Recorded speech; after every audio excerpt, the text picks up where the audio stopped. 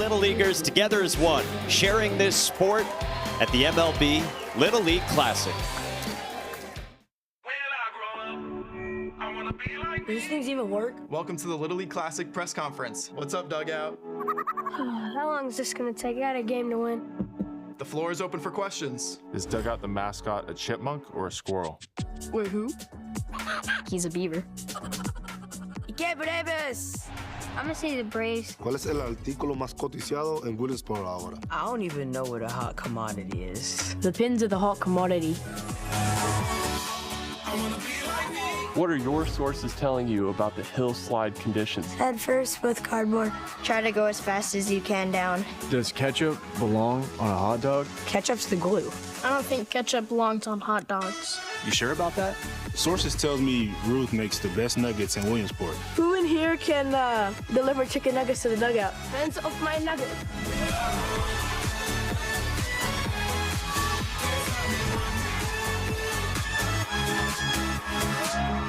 What's the best lesson you learned this week? One step at a time. The camera's always on, you always gotta be a professional. Who has the best home run call?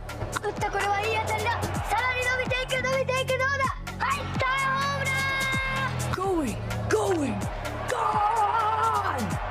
Welcome to the MLB Little League Classic. Where the profesionales se vuelven niños otra vez.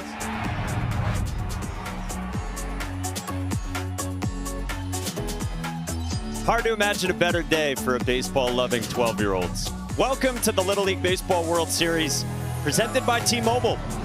It's one of the best days in the sport in Major League Baseball. You get these 4 Little League World Series games, then a big league game for the kids from Tijuana, Mexico. 1-0 so far against León, Nicaragua. One of the powers at the event so far. 2 dramatic wins on game-ending defensive plays. And the Braves and Brewers will be arriving soon in advance of their game tonight here in town. And before they get ready for that game, they come to the Little League World Series. They watch Little Leaguers. Then the Braves and Brewers head across town to Bowman Field, where they play tonight at 7 Eastern in what is a big game in the National League. With that, we say hello and thanks for joining us. 2003 United States champion here, Devin Travis. I'm Mike Monaco. Sebastian Salazar joins us in a moment. In what other sport do you get the best players in the world watching the best kids in the world, and then they flip the script tonight, and it's the Little Leaguers watching the big leaguers? This is just one of the most special add-ons to this event in total. I mean, you think about the Little Leaguers, they circle this day. The big leaguers, they also circle this day. But it's baseball at its purest form here. Joy, passion, and fun. And it also provides these young Little Leaguers a real-life hero right in front of their face. I think that this shows that their dreams are possible. They can make it to the big leagues.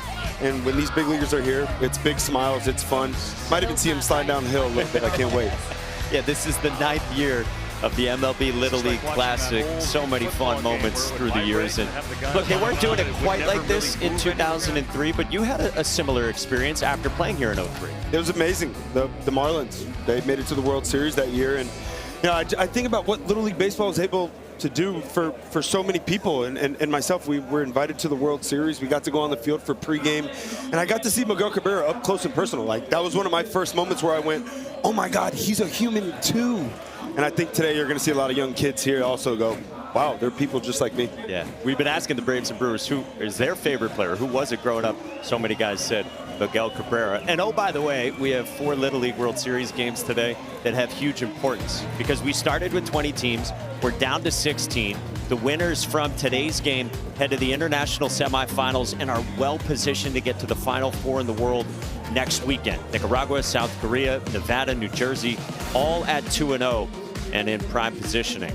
So that's the goal for these players from Mexico and Nicaragua, who also get to play today in front of their favorite players in the world. Let's check in with Sebastian Salazar.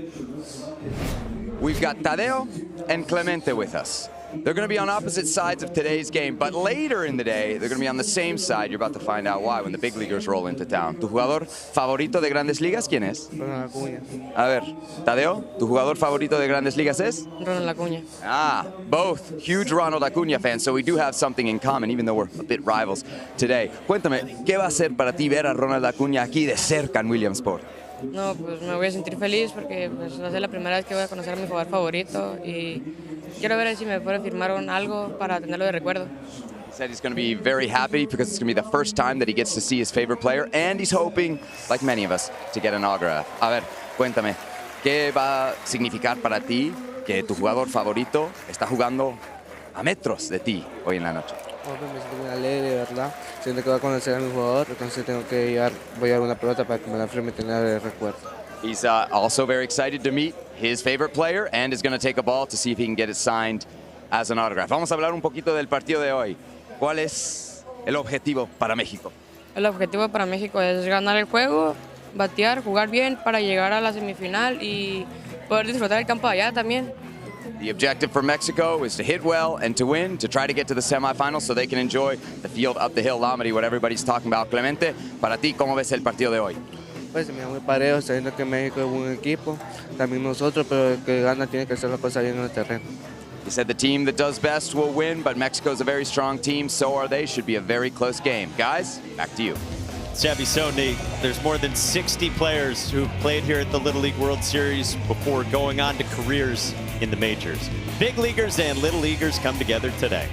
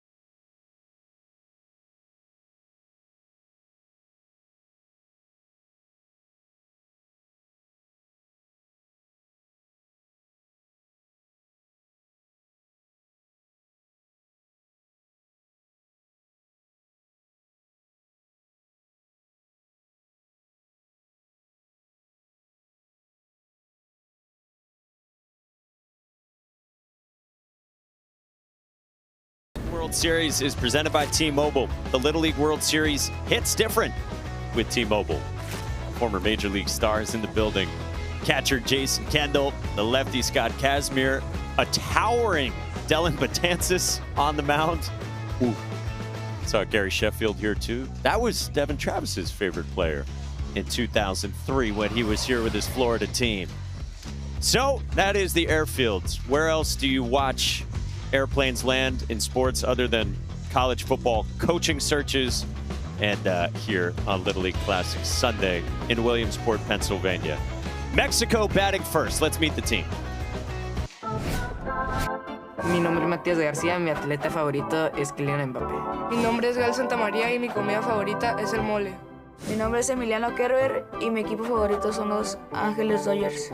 Mi nombre es Mateo Montañez y mi póster favorito es la nieve.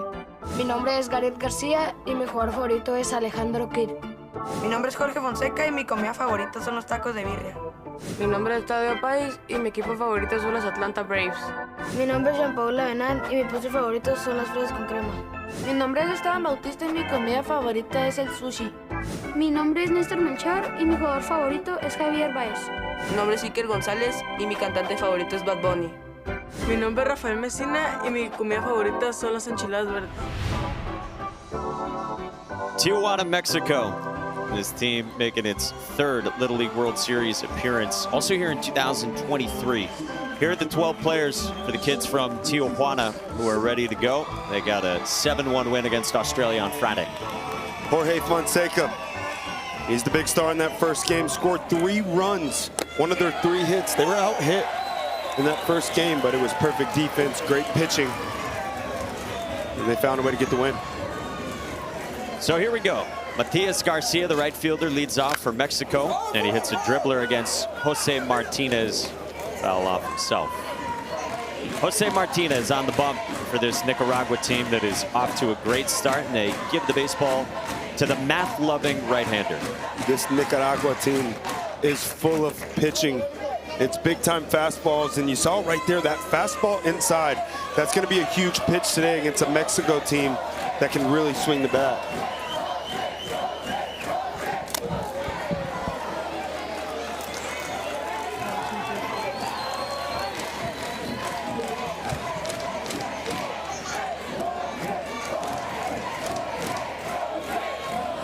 One and 2 on Garcia. Lined into center field, the base hit. Good hit in Mexico early on. Some 2-strike hitting right there, too.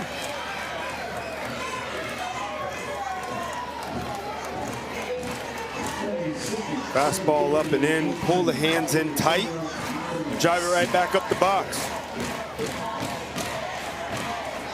Now Oscar Mateo Montañez, center fielder for this Mexico team. See an aggressive swing right there early on. Padilla, he is firing in that fastball with good velocity.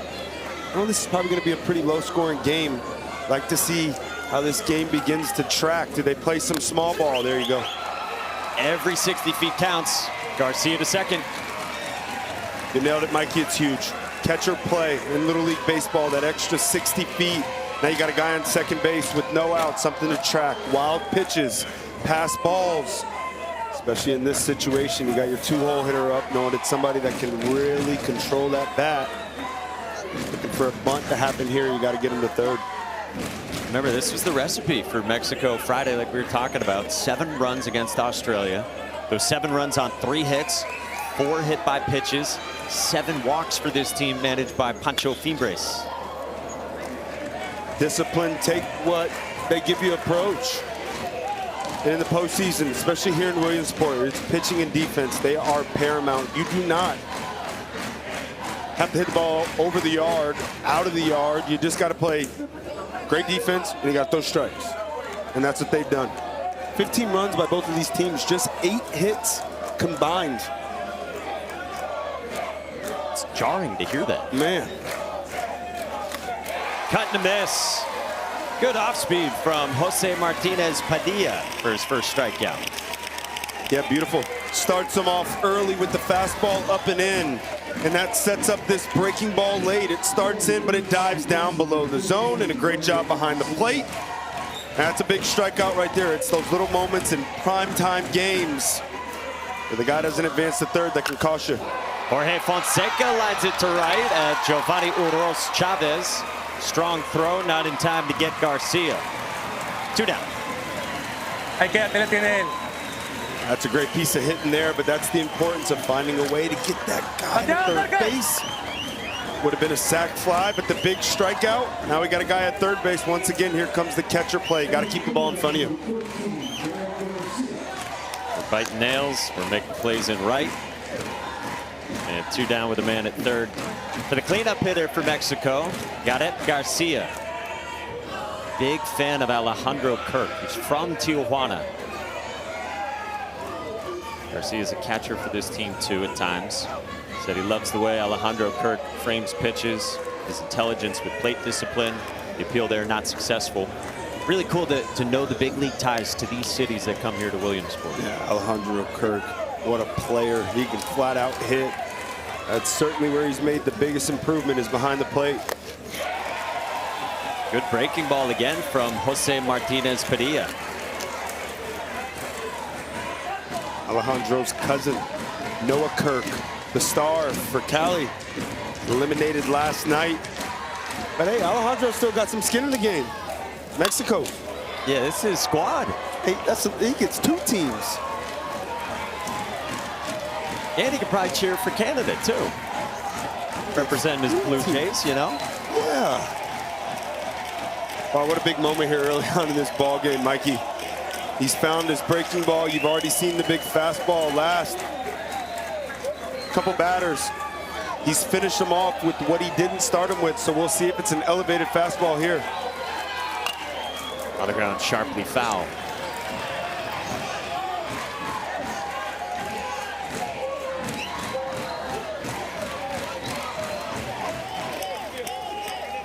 Could hear in Spanish the Nicaraguan manager was telling his outfielders to back up, seeing some of these swings from Gadet Garcia.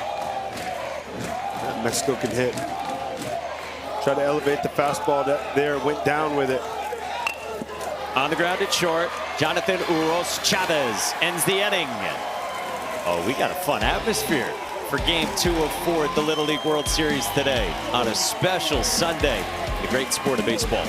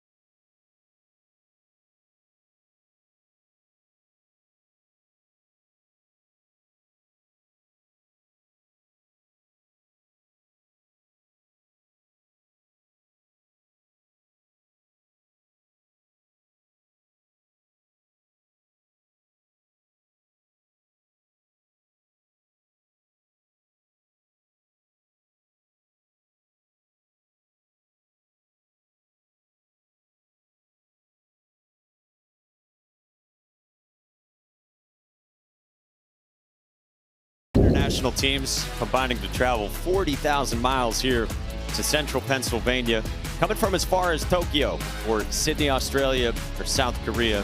Team from the Czech Republic still here too, all coming to the States.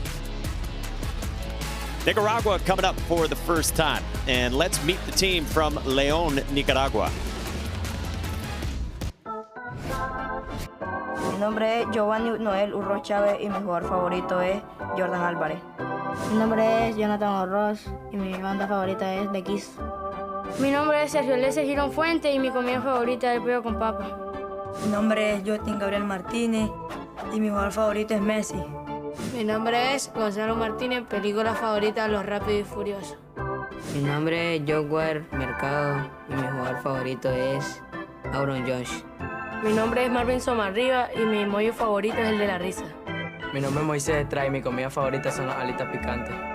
Mi nombre es Kenji Jiménez, mi equipo favorito es los Dodgers. Mi nombre es Marvin Gómez y mi jugador favorito es Juan Soto. Mi nombre es Kenny Ricardo Aro Roque y mi cantante favorito es Bad Bunny. Mi nombre es Clemente Sevilla y mi postre favorito es el helado. Team Nicaragua from León, second largest city in the country after the capital, Managua. 12 players, and it feels like they got 15 deep on their roster with this cheering section. They are wild and fired up this morning. Two very prideful countries here. It's produced a ton of great baseball players. I love this Nicaragua lineup. It's complete 1 through 12. Just enough lefties mixed in. They play the game the right way, and it impressed me once again so much. They scored 6 runs in a win. They just got 1 hit.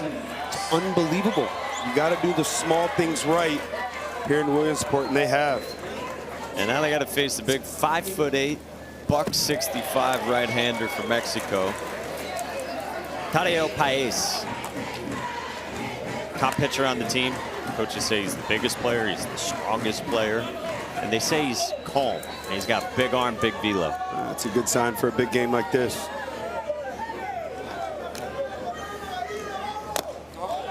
He is facing the 4'10", Jonathan Uros Chavez. Tough little strike zone to figure out. I like that he's squatting with the pitch coming in up here 2-0. No, he's taking a strike.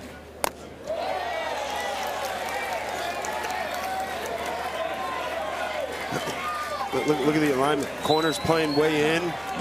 Middle still pinched back.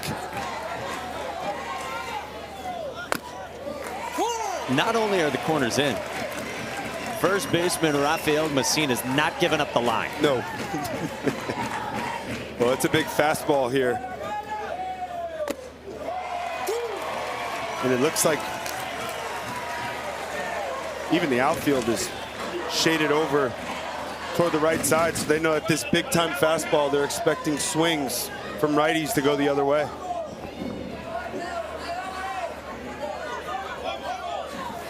Three-two. Pulled down the line in left. Foul. Go figure. Well, they might straighten up now. Mr. Jonathan was ready for that 3-2 fastball. Ripped it right around.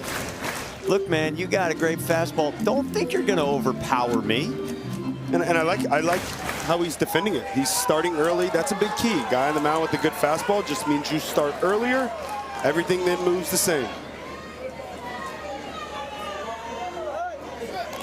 Tadeo Paez working against Jonathan Uros Chavez.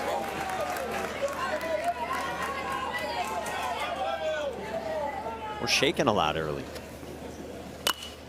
Wanted the high heater, pop foul behind the plates. That could be a couple things going on. That could be a fake shake trying to get into the hitter's head. Shake, shake, shake. Back to the fastball. Or that swing could have scared Paez a little bit. Paez was saying, I'm sticking with my heater. I'm not going to the breaking ball. 8th pitch. Ball 4. What a plate appearance to start for Nicaragua and Jonathan Uros. Yeah, fantastic. That's why he's at the top of the lineup. 8 pitches, seen it all. Both teams get their leadoff man on. It's their 10th walk drawn in the Little League World Series so far. Discipline, staying in the strike zone. High-level baseball being played here.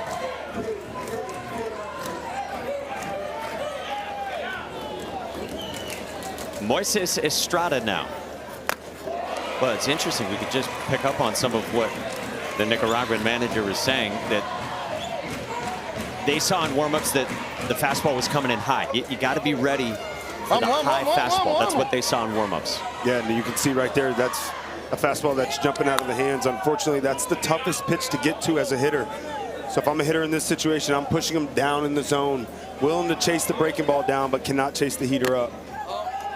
Ooh, just missed. And I think that's the right approach right there. That's a fastball that's got a ton of carry. If it's at your belt buckle or above before 2 strikes, let it go. Got to push him down. Paez is 1-1. Ooh, explosive heater. There it is again. That lower arm slot. As a hitter, it kind of perceives like the ball doesn't come down as much from that lower slot with that kind of velocity. So the flip side here would be, I'm working to be above the baseball. I'm trying to hit a chopper right off home plate. 1-2. In the air, right field. Matias Garcia makes a fine backpedaling catch for the first out.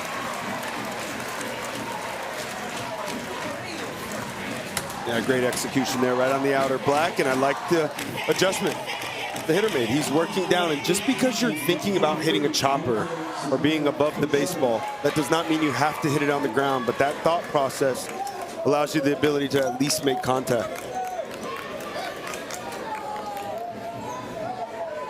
So 1-on, 1-out, and here's Nicaragua's star, Clemente Sevilla.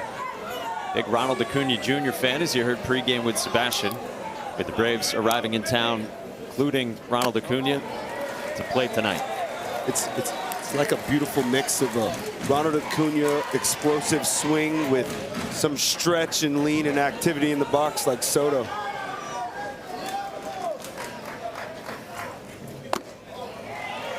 Two 2-0 on Clemente Sevilla, who had that awesome outfield assist we all saw in their opener on Wednesday. 2 days later, his favorite player, Ronald Acuna Jr., had a magnificent outfield assist in the opener of the Braves-Brewers series in Milwaukee. Also in right field. Ronald Acuna went deep into the right field corner at American Family Field in Milwaukee, picked up the baseball, threw a seed to second base on a line to nab his countryman Luis Lara. True five-tool player, one of the most talented players this game's seen. Did he go? No. And that's a big pitch right there. 2-1, you expand the strike zone, you even it up at twos. You're in the driver's seat here. Let it come into the zone, only in the zone, Jose Rodriguez saying. And it's not in the zone. Don't chase. Juan Soto-esque. 5-pitch walk. More of the same from Nicaragua. And this kid, Clemente Sevilla, is on after his dramatic way to end it Wednesday. Man, what an ending. Form of a complete game. Started the game on the mound and ended the game in right field. Just a missile to home to nab the runner. 2-1 ball game. That was tight all game. And no question the story is that young man right there.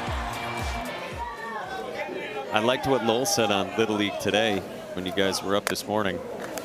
If you're Clemente and you're playing in right field, go figure that you got an outfield assist waiting in that arm. Yeah. Roberto Clemente. Kendry Arauz cleaned up hitter bats. By the way, flight tracker update. Again, not a college football coaching search. These are major leaguers arriving in town. Brewers are going to touch down in 3 to 4 minutes, I'm told. Let's go. Got a direct line to the FAA. Man. You know somebody everywhere, huh? Good glove side command again, 1-2. What a pitch right there. Breaking ball, breaking ball. Hitter, you start looking breaking ball. Then you freeze him, you dot it right off that same tunnel. Now you got him 1-2. You can go anywhere here. You can go breaking ball right off that lane, off the plate away, or you can go elevated fastball. Tough spot for a hitter. 1-2. Went to the off speed and got the strikeout. Yeah, well done. It's one thing to make the right pitch call. It's another thing to execute it. Just a 12-year-old pitcher on the mound. Big strikeout. Tom Glavine. I like it. Oof. Matt Olson, Sean Murphy. Got some good Braves fans here. Boys. Tom Glavine from the great Commonwealth of Massachusetts. I see you. Yeah. We'll be doing the Allcast on ESPN2 tonight, and we are wearing jerseys from the regions that we're from. So you got a Southeast jersey, I assume? Yeah, I'm repping it, baby. A New England jersey? Come on, Phoenix City. All right, big spot here for Jose Martinez Padilla. Special talent impressions for the guy on the bump for Nicaragua, staring down Tadeo Paez. He's hitting that spot when he wants to, right on right. Man, he's got it working. That glove side fastball is so important to a pitcher, especially one that's got some two-seam action. So he's just been living right on that edge. It's two-seam off the plate back on, or slider on the plate and running it off. On a line center field, and on the scene, Oscar Mateo Montañez inning over. I think we're like 2 minutes away now. Maybe we'll have the Brewers on the ground when we come back from this break.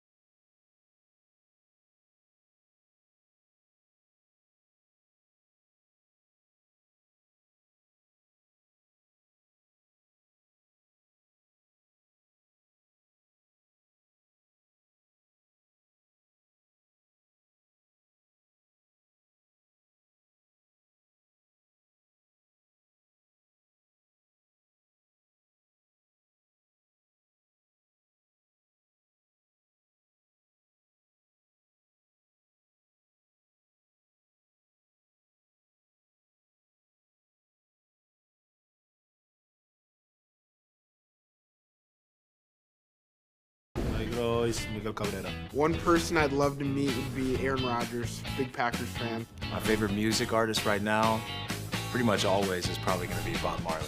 Go-to app on my phone's probably X. Stay up to date on some news, or you know, just start scrolling on TikTok. Stay entertained a little bit. Who among us isn't guilty of that? Christian Yelich?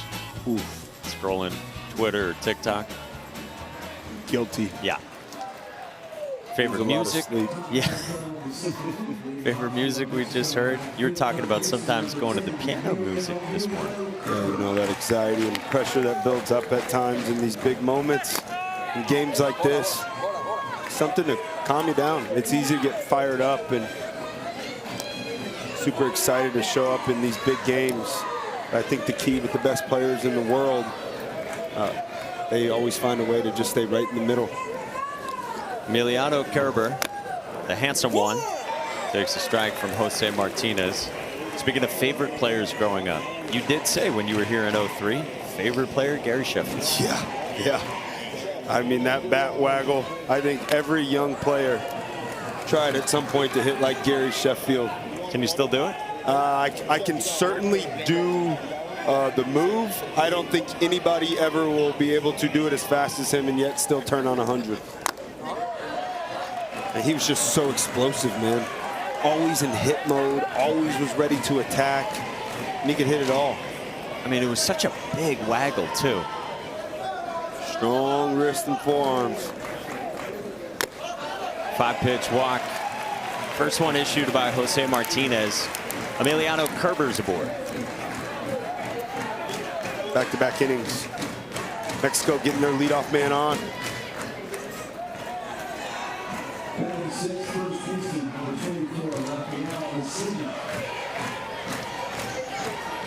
Here's Rafael Messina. Favorite player, David Ortiz.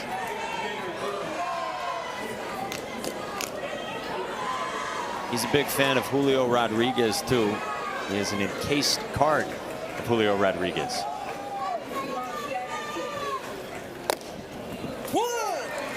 Nice pitch there, glove side.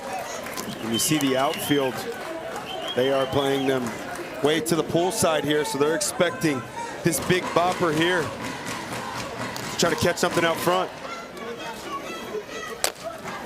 Oh my. Catcher's interference. As called by you and Ruben Ramos, the home plate umpire. Hopefully Joshua Mercado is okay. I mean, pretty clear. It's just unfortunate. That's a breaking ball that's biting down in the zone, so catchers naturally, they go to try to work underneath the baseball, and he just reaches out a bit too far. Messina letting that ball travel. Hits the glove. So here we go. Brewers, we think, that's them, flying in right now to Williamsport. Welcome, the Brew Crew. I remember the Red Sox were here a few years ago. Xander Bogaerts told us when he joined us in the booth after they landed that flying in, he was locked in on the Curaçao game that morning. It's from a similar island of Aruba. Get a good bunt here in front of home plate, and Mercado makes the play. Riquelme Gonzalez. And Xander Bogaerts said that the plane Wi-Fi went out right when they were making their descent, so he couldn't see the big moment in a high-leverage game for the country he was rooting for. And he got on the ground. He had to wait and figure out what happened. What did I miss? I'm telling you, these big leaguers, they love this event. Little League World Series, every kid, including big leaguers, that's their first step in their dream, is having the opportunity to play here and seeing the excitement on their faces to come here and support these kids and watch great baseball. It's amazing. This one gets away from Mercado to the plate, Kerber, and Mexico leads.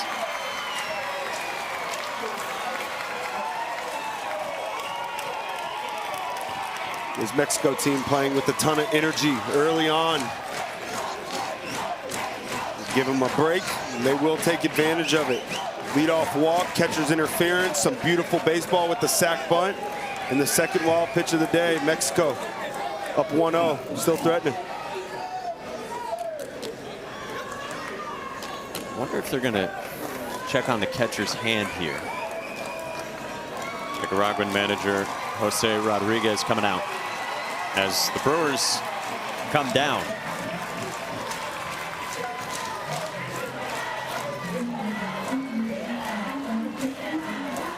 Presionado, venimos, divirtámonos. Tranquilo, saca tu agua, ¿ok? Vamos, vamos, vamos. Nosotros vamos a batear también, vamos. Vamos a hacerle. Vamos. Stay calm. Messaging from the manager to his pitcher, Jose Martinez. That's the right message in this moment. Mexico with all the momentum. See how the infield plays this here. You know it's going to be a low-scoring game, and runs are going to come at a premium.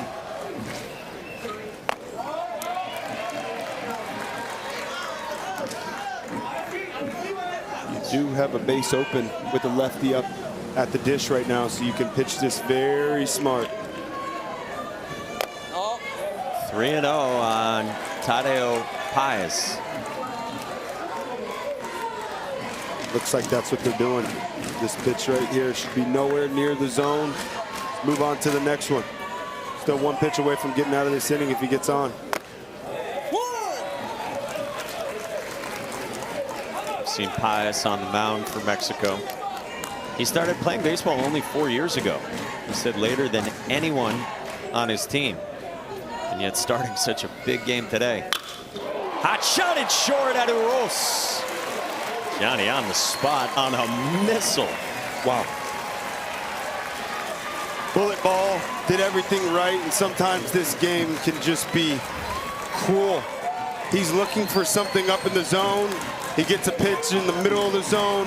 And how about that heads-up defense? I was questioning. I felt like the infield should come in here. I feel like this game, 2-0, 2-1, 3-2 ball game, I would have liked to play the infield in there, but I think because he was back, that ball was caught. If it's infield in there, that ball's probably in the left center field gap. Now we get another mound visit, very briefly, from the catcher Joshua Mercado.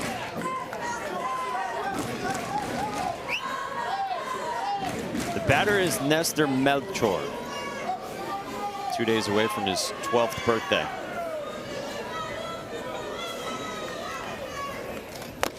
Ball one to start with the Brewers arriving. Yeah, for Mexico here, you feel like with 2 outs, an opportunity to drive this run in would be huge. For Nicaragua, you get out of this thing with just 1, little momentum. Fouled away.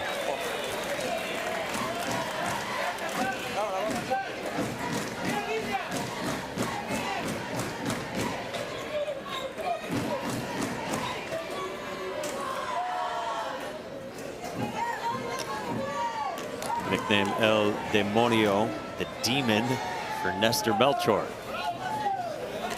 He's on the baseball field. He is in attack mode.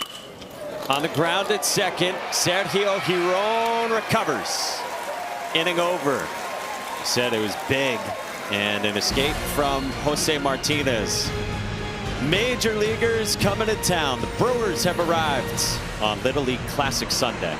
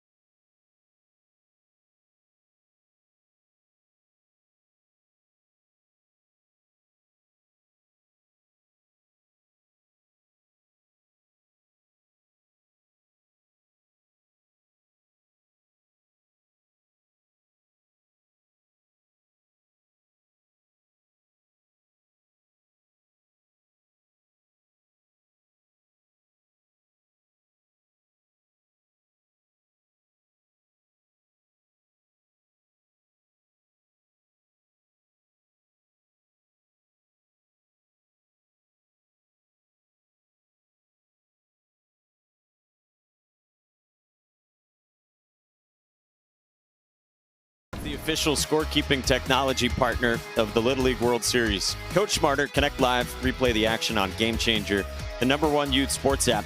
Live the game like never before. What a great view on this Sunday morning. First of all, good morning to you, Devin. First of all, good morning, Michael. Thank you. Big day. Braves and Brewers coming to town. And we got a William Contreras, Christian Yelich jerseys in the building for the best team in baseball, Milwaukee. They do everything right. Great defense, led by Bryce Terang. He's one of my favorite players to watch play. I cannot wait for tonight. They do it in such an amazing way. They have the fewest home runs in the sport. They walk the most. They chase the least. They hit the most ground balls. They go oppo the most. And they're still a top 5 offense in the sport in terms of runs scored. I love it. Sounds like some old school baseball coming back in the game today. Got a heck of a manager too in Pat Murphy. Ooh. I wanted to go to Arizona State. Yeah? Growing up when Pat Murphy was there. I remember I got just one letter as a kid and I'm like, oh man, Pat Murphy, this is amazing. Parents probably signed me up for that letter. Yeah. They still got it. Yeah, that's right. And went to a great program. The nose. Florida State royalty Devin Travis. I'm merely Mike Monaco. Kenny Jimenez off the end of the bat into center. Montañez there for the first down. Follow the amazing kids as they experience their own Little League World Series adventure. You can download the Little League World Series app to watch highlights, photos, schedules, and more. Available in the app stores for Apple and Android devices. Kinley Rasmus had a highlight last night. I thought she was hitting that ball out of the park. Man, she is a player. Just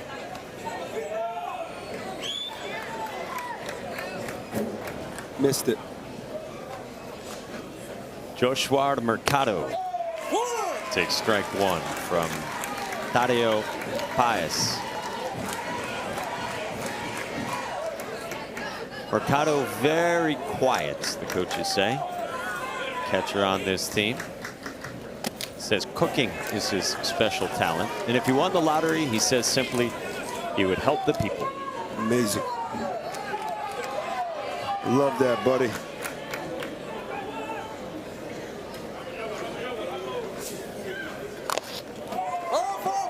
The Little League World Series is known for these questionnaires. You got asked it back in the day. They get asked all these questions now.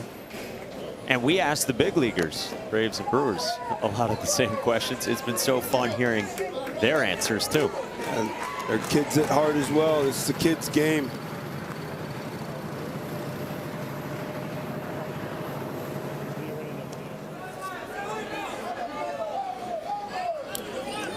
They might be so riveted by the game they're watching, they don't want to get off the plane. Ah, there's the bus. There they go. Okay. Must have been a good tailwind, maybe a few minutes early.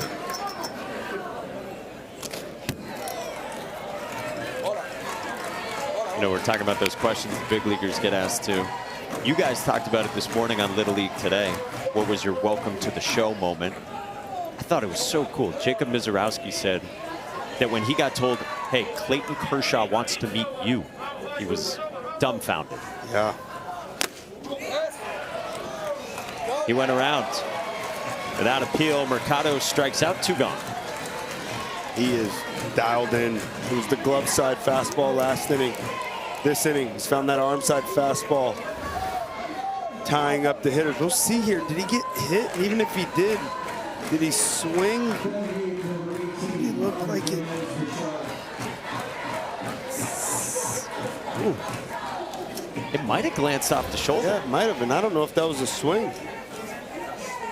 Yeah, it was called that without appeal. So even if it did hit him, obviously a swinging strike called. Yep. Things you don't often see. Yeah. For 500. Marvin Gomez, the batter.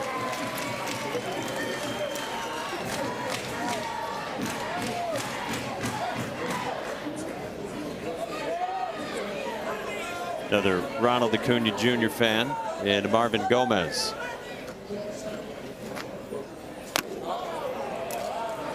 Two and one.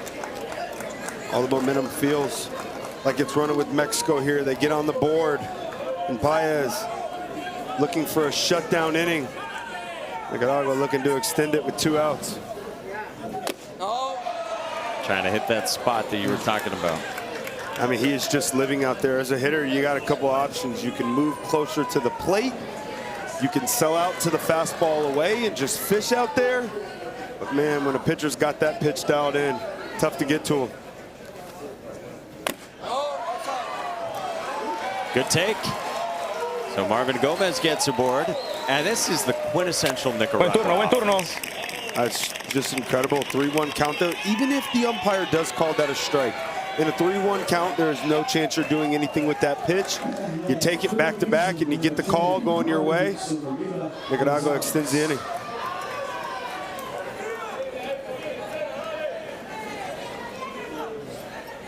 It's 2 out, 1 on for Marvin Somariba. The third baseman takes in the start. This is the part of the order that's going to be so important for Nicaragua. Top of the lineup, obviously full of big blasters.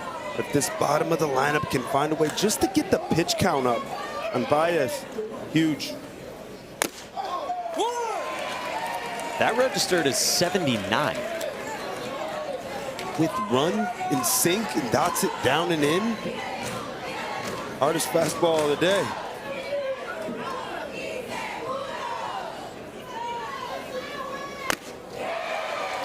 That's some smoke too from Tadeo Paez. He's able to command both sides of the plate. That fastball in sets up the breaking ball away, or you can run it back out over the plate, that 2-seam fastball, and get a take for a strikeout.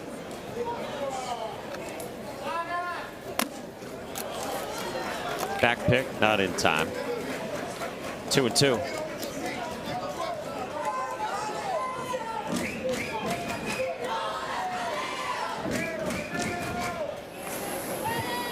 What a cool scene over at the airport across town. Yeah. Little leaguers lining up to see the big leaguers. There's the strikeout. Paez gets his second K of the inning. Huge day here at the Little League World Series. When we come back, Gary Sheffield stops by to chat.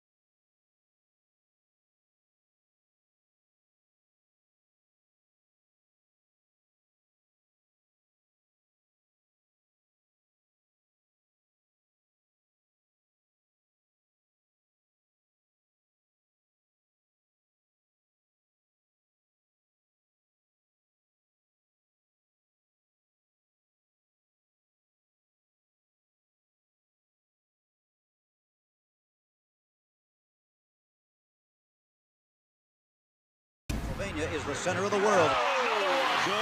That's it, it's all over. Gary Sheffield, catch. Jason Veritek, shortstop. My name is Jurex Onpropa.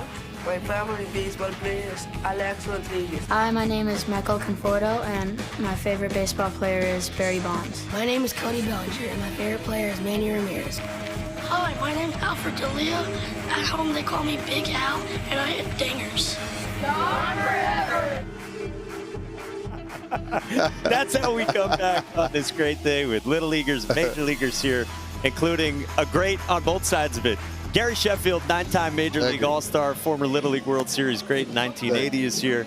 Thanks for stopping by, man. It's so cool watching the old introduction you had for back in the day. Oh, man, it brings back so many memories. You know, I know what these kids are going through. We went under the tunnel, and you can see it in their face. They're so nervous, and they want to win so bad. And, you know, but when we walked in and they just kind of loosened up a little bit, and we just told them, go out there and make sure you have fun when you do this, because these are memories that are going to stay with you forever. Yeah, it's so cool looking at them. They're getting ready to play. Yeah. They got baseball royalty in the building. Yeah, those are good kids. I couldn't believe how big these kids are. Oh, my God. I was like, man, crazy. This is crazy. I mean, that kid was pretty much the same size as me. Gee, when I played here in 2003, you were my favorite player growing up, and I got to say hello to you this year in Tallahassee. That's so cool to me. But looking back at your experience in playing Little League baseball, what's like the one memory that sticks out the most to you? The people. You know, like when you see all these people at a game, at a Little League game, these are 10, 11, 12-year-olds. Now, when you see that, and you see a crowd like this is equivalent to like 60,000 people in a Major League stadium. I didn't realize it was preparing me for that. So when I got in front of fans, it brought me back to being 11 years old. And so that's the feeling I got when I first walked in here again. That's amazing. Yeah. So you're saying that this environment actually, as you move forward in your career, it almost like prepped you for your big league career. It did. At the time, I wasn't thinking like that. But when I look back at it, because when I was in big league games, I was thinking of Little League memories.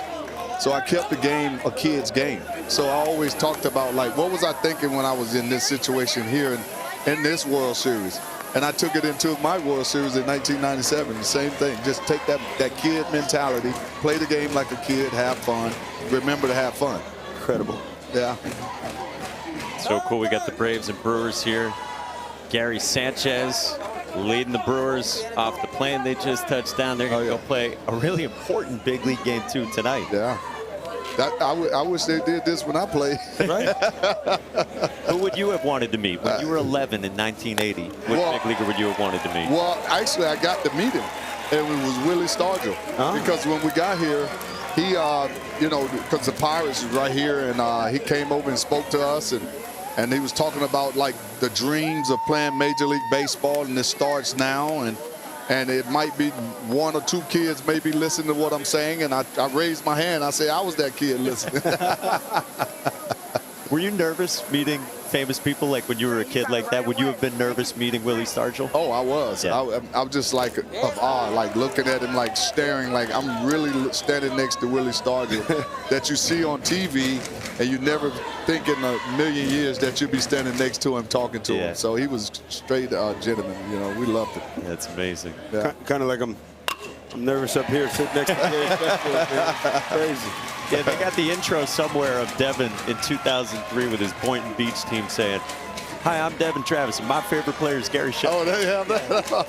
I tried it as much as I could, but I ain't quite happy. Yeah, I ain't quite happy. It takes some strong hands and some big form, you know, to do that. So, yeah. Gael Santa Maria struck out. Esteban Batista just singled. And speaking of big guys, Jacob Mizorowski. Yes. Favorite player, Adam Wainwright. Wow. Adam Wainwright is his pitcher? Yeah, it's his favorite, I guess. Really? They don't pitch similar. Uncle Charlie and 105 miles an hour. Gasolina. Yeah. Gary, I know that you sit here and you watch all the kids, and I love to watch the parents here in this environment and the smiles, and I know how proud you are of your boy Noah. Yeah. Can you just talk a little bit? I just became a dad, Gary. So But how important is it as a father to see your kid live out his dream? It's very important because baseball, as you know, it teaches you a lot of lessons in life. And if you can play with dignity and there you go. My boy. Yeah, I took a picture. Oh, this is great. Yes. Hold on, I need this. Yeah, we'll get. Oh no. Oh, this is. Yep. Smile. Yeah. I met Gary. Yeah. Beautiful son, man. You got a beautiful. Thank you, bro. He's photogenic. Yeah, too. but I was going to surprise you at the end with that. Yeah, but as you can see, I can see you proud of your son, and the same with me. And just for them to go out here and learn these life lessons that they're going to learn. You know, sometimes you win, sometimes you lose. You got to be able to deal with all of that and how you deposit it going forward. When you lose, when you're on the losing side, it gives you that extra drive because you don't want that feeling again. And when you win, now you take on a winner's mentality, and then now you got people chasing you. And so it's all kinds of ways that, you know, this game can bring things out of you. And so watching them play, man, is amazing. So cool. Yeah. Gary, you're going to meet so many kids today, and they're going to probably ask you for advice. For the ones who aren't here in person, for the kids out there watching, what's the advice you always give youngsters playing this game who love it, who want to have a career like yours? Well, especially when you love the game. When you love the game, it's sometimes when you're in the middle of it, going through it and getting ready to play a game, you forget to have fun. And that's the part that we're so competitive and we are locked into the game that we forget to have fun. And if you have fun, then everything, your talents come out naturally, and everything just happens for you. But when you just locked in, you know, the game can get the best of you. And I would tell all kids to make sure you have fun, because these memories are going to stay with you. Beautiful. Yeah. Well, Mexico's got a man at second, 2 outs. Oh. Matias Garcia to right. Nice. Matias Garcia there to make the catch. Gary, thank you so much, man. I really appreciate it. Absolutely. Thank you, man. You don't want to go, Gary. This is great. I love you, Williamsport. Yes, sir. Gary Sheffield, my favorite. Heck. Devin's got a few more selfies to take. We got the Brewers in the building. Baseball royalty around here in Williams. My man. All day.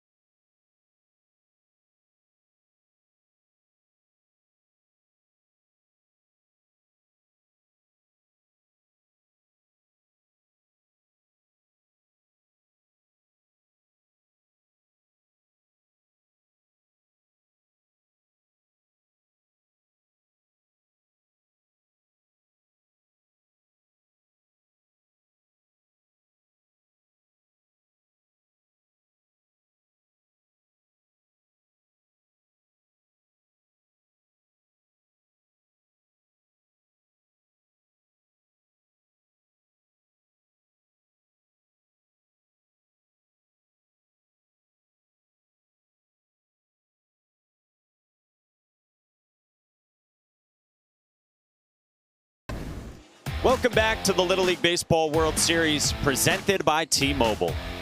Braves and Brewers playing tonight. The Brewers are the best team in baseball, and they are managed by Pat Murphy. Standing by with Jack DeLongchamp. Here with manager of the Brewers, Pat Murphy. Coach, you've been around the game for a long time, but today, so unique. What are you most excited for in regards to the Little League experience? I'm really excited for our players to be able to give back and to realize that they have this responsibility, and that this is a key to a lot of young people's lives, to meet people like this and have role models and build memories. Yeah, you mentioned role models. When you think about the 12-year-old today, what advice would you give them in hopes of dreams of being where you are one day? Well, I'll tell you, I always tell people they don't know how good they can be. Nobody knows what their best is. Just keep going after it, keep plugging away, stay relentless, and you wake up one day and your dreams come true. Really appreciate your time, Coach. Best of luck tonight. My pleasure. Thank you.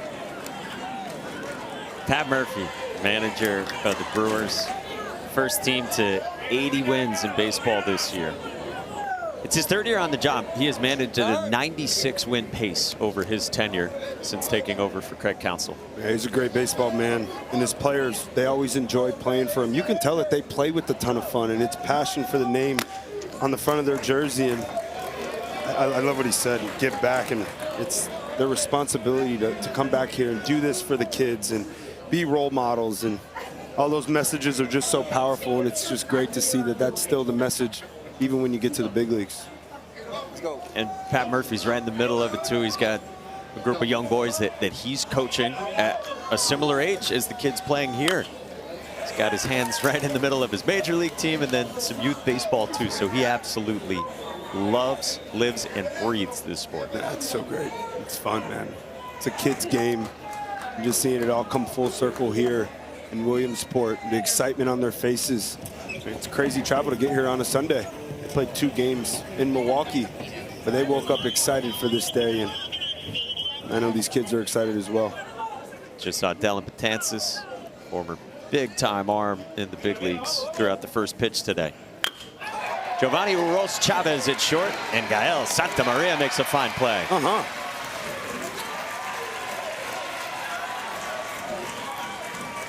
Well, the slate the rest of the day. This is the second of the 4 Little League World Series games. About an hour from now, we flip over to ABC for Iowa and maybe the most famous team of the 20th Little League World Series, Bayonne, New Jersey, and then Curacao and South Korea, 2 o'clock Eastern on ESPN. And then the Little League Classic, Garrett Mitchell and company, and the Brewers going up against the Braves.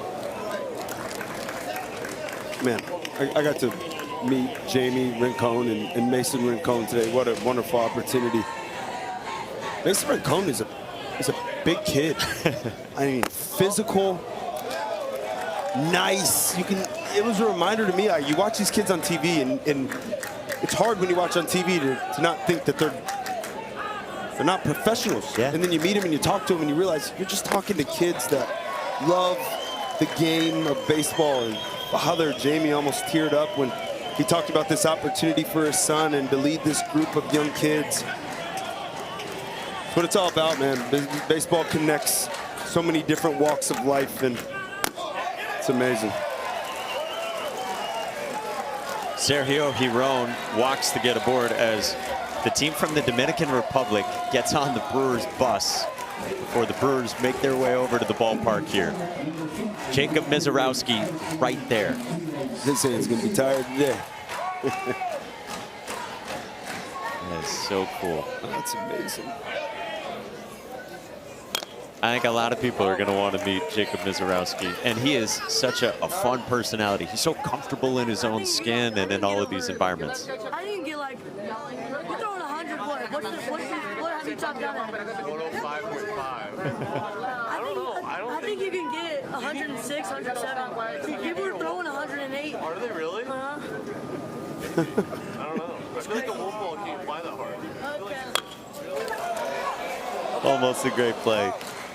How cool is that? He's getting that's how hard he's thrown. 105.5 is the hardest pitch Mizorowski's ever thrown.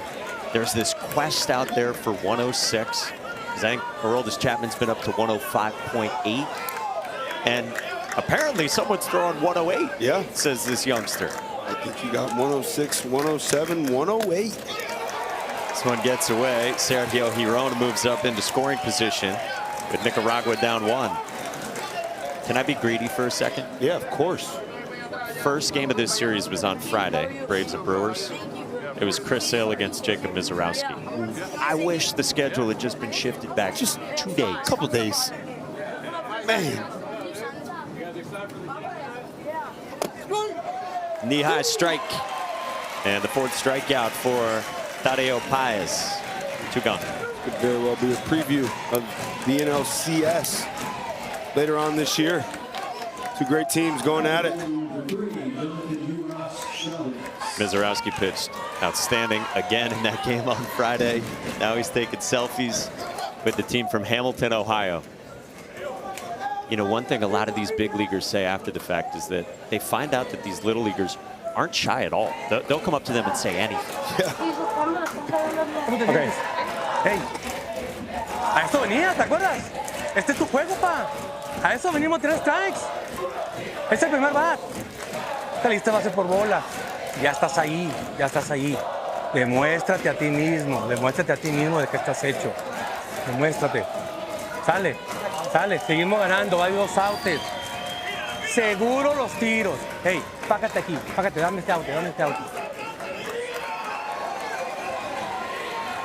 We came here to throw strikes. Remember that. Show it to yourself. Prove it to yourself. 2 outs, secure throws, no mistakes. Get us out of this. I love how all the messages are talking to the minds. I think that's what the greatest coaches do. They find a way to talk to the mind, calm them down, give them a nice, new, fresh thought, and go attack. It's the leadoff man for Nicaragua, Jonathan Uros Chavez. While the Brewers continue on their trek over from the airport to the Little League complex.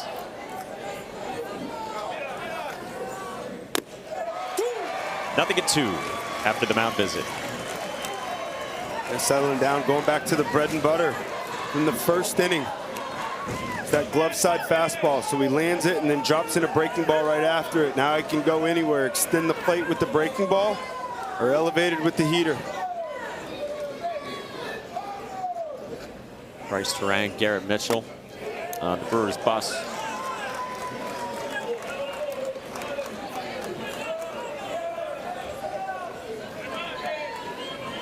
So cool too. We get this question a lot. Even if a team has already been eliminated from the Little League World Series, they're still here and they still get to experience today. Yes. Ooh, just missed. A little 12-year-old just sitting down having a normal conversation. I asked it to Gary Sheffield, would you have been nervous? He said, I was nervous meeting Willie Stargell. I would have been nervous. Wouldn't have said a word.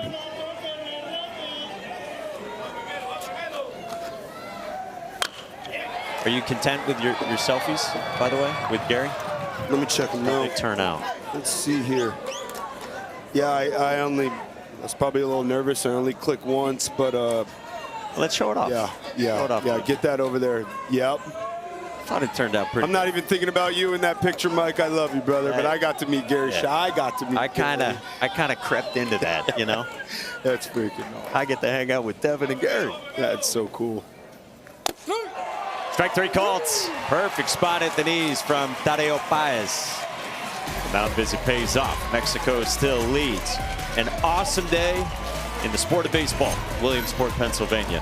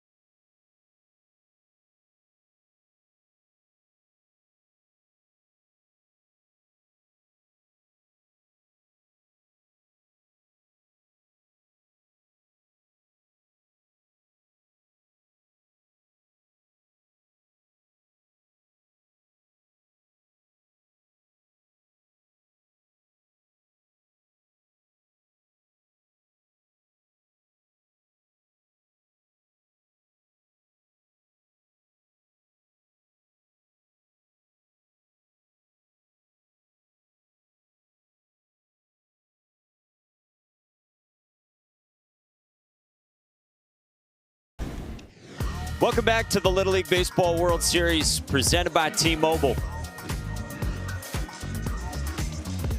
Hey, find Little League on Facebook, X, Instagram, YouTube, and TikTok at the official handles at Little League. And don't forget to use hashtag LLWS. look at the lines to meet the Brewers and then eventually also the Braves. I'm telling you, one of the best days of the year for baseball. Well, Jacob Misiorowski is person of interest, maybe #1 today, and Jack DeLongchamp is with The Miz. Ladies and gentlemen, maybe the biggest name in baseball, Jacob "The Miz" Misiorowski, and maybe the next Miz. I'm here with Hudson of Great Lakes. Hudson, this guy's pretty good. Do you have any questions for him potentially? I want to know how hard you can throw this big ball. The big ball, I don't think I throw it that hard. That's maybe a changeup. I think it might get hit pretty far. Hey, Jacob, when you ask these kids, like, it's kind of been one of the hot topics in regards to who's your favorite player. Do you have any advice for them on how they could potentially be the next Miz in the show? You know, keep working, keep driving, you know, towards their goals, and, you know, stay humble. I think that's the biggest part, and be family-oriented. You've become a little bit of a Pokemon connoisseur, if you will. Pins are big here in Williamsport. Are you going to potentially trade some Pokemon cards or maybe some pins this week? I didn't bring any Pokemon with me, but I'd love to trade some pins. Let's, yeah. So, yeah. Hudson, you got a pin for him? I do. Uh-oh. There we go. All right, I think I gotta give a hat, right? There you go. Thank you. Half for a pin. Yep. What a trade. Fair? Is that fair? Feels clean to me. Hudson, The Miz. Jack, that's awesome. Look at this. The line is ready. You're just hoping to get an autograph. Certainly would take a hat or a pen. A picture, any of the above. Any of them. All of them. The energy here is incredible. Isn't it pretty cool? Yeah.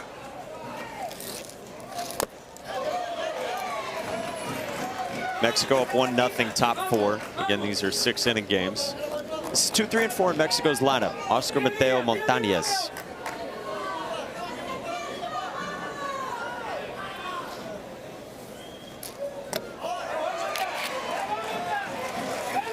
And these Mexico at-bats have been fantastic all day long. They really have not expanded the zone a ton. Padilla, he has not made many mistakes. Got to credit Mexico so far. Bouncer left side, tough play in the hole. Jonathan Arroz Chavez did the best he could. But now Oscar Mateo Montañez is in scoring position.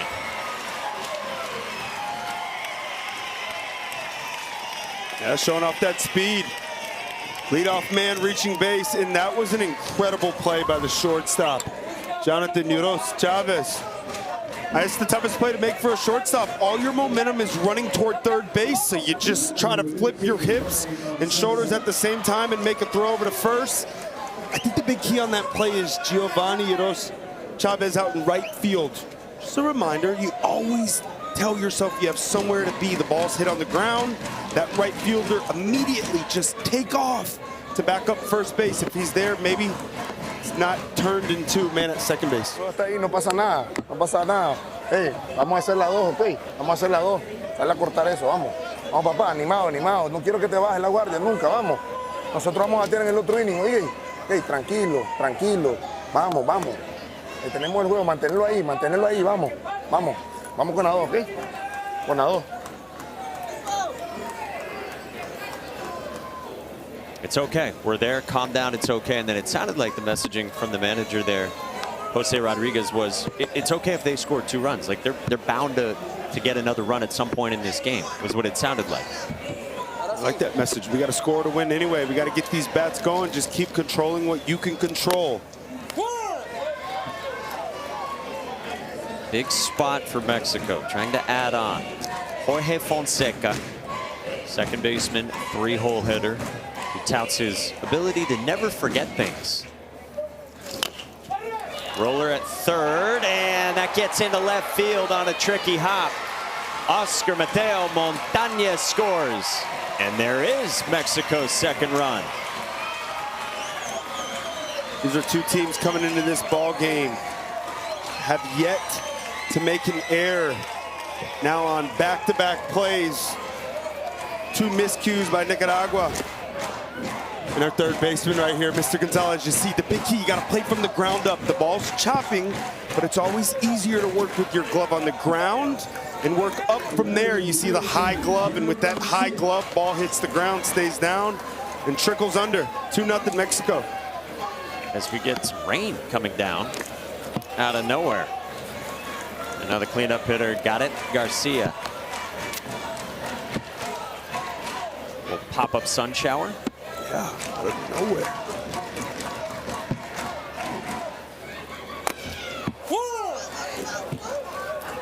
And this has been a great ball game. Well played all around. Look at Bernie. Such a good stash. That's good. Love when he slides down the thing. Yeah. What if I told you I've been down the slide? Have you? At American Family Field. Right. It goes fast. Like, almost dangerously fast at times. Visiting players always want to come in and do it. To some extent, visiting players not entirely allowed to do it anymore.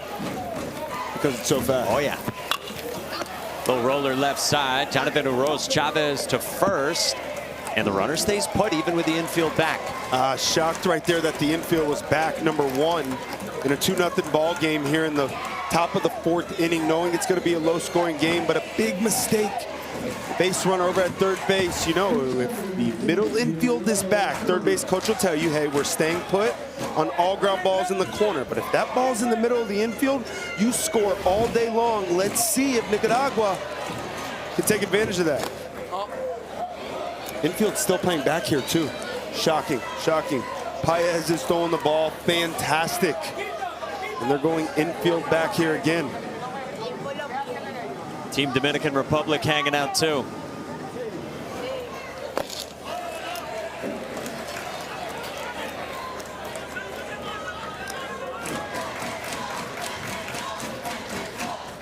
Got Jackson Chourio starring on this Brewers team. One of the game's great young talents. 2-1 on Emiliano Kerber. It's a big pitch there. That fastball running it in underneath the hands. I think that is the right pitch when you go with the fastball in this situation. On the ground, right side. The runner to the plate. He rolls, throw the tag. Safe. Mexico adds on this time. 3-0. What a great job over at third base. You make a miscue on the last play, base running wise, but this one, he was off right on contact, balls in the middle, and he just barely gets in there safely. Great job at home plate by Carrion, trying to slip his foot in there to block the plate, but even a better slide. 3-0 now. So those insurance runs for Mexico that they craved, and you said Tadeo Paez has pitched really well. It's a good recipe right now. Yeah, yeah. Just shocked the infield was back there. Driven in the air by Rafael Messina to the warning track. The guy who idolizes Big Papi with a David Ortiz looking swing right there. Just missed it.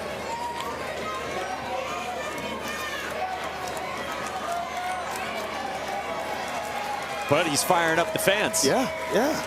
I mean, they have all the momentum, ton of energy in that dugout, a lot of great at-bats all day long. Padilla has been fantastic on the mound for Nicaragua. But Mexico just doing what they do, taking what they give them.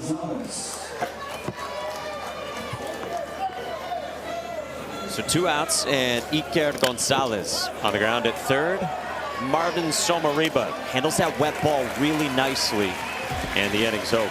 But Mexico adds 2. 3-0 in game 2 of 4 today at the Little League World Series.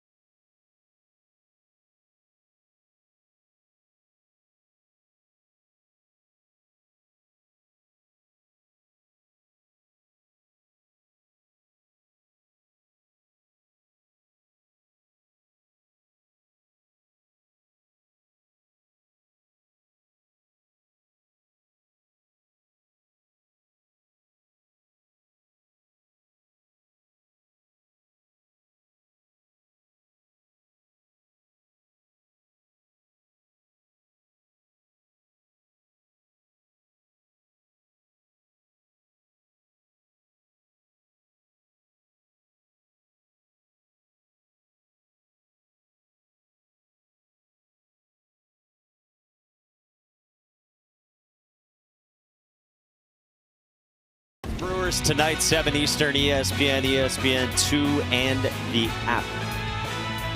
A couple of former MVPs will be here, including Christian Yelich, who right now is on the bus with our Jack DeLongchamp. Here with Christian Yelich and Finn of Great Lakes, Ohio. Boys, we are heading to Lamade Stadium.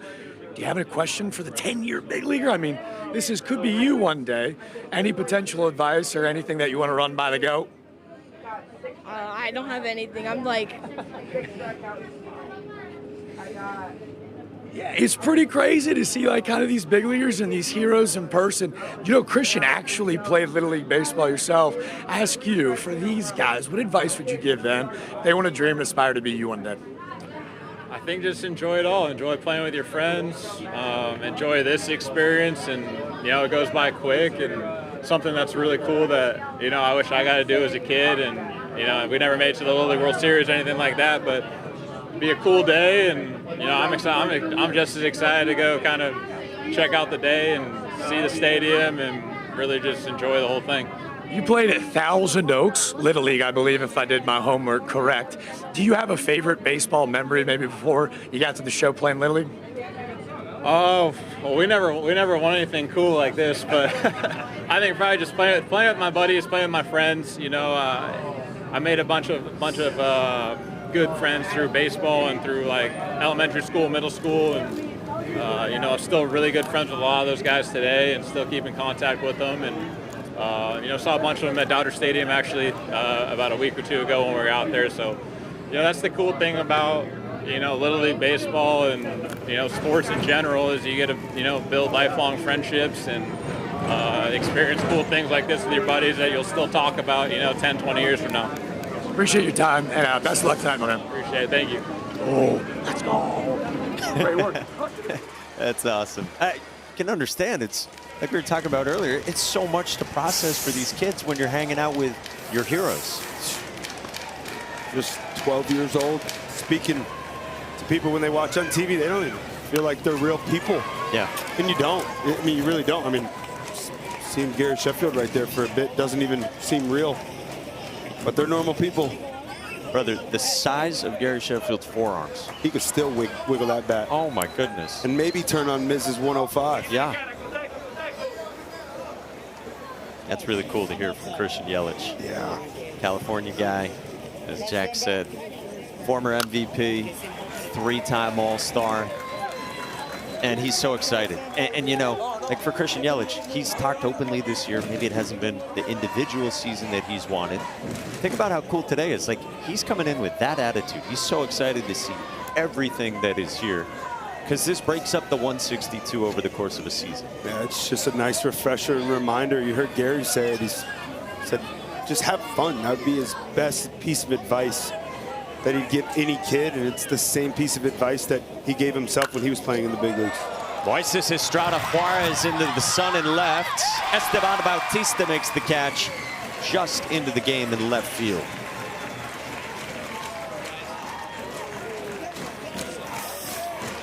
That's a great job out in left field too, with that sun sitting high above Volunteer Stadium.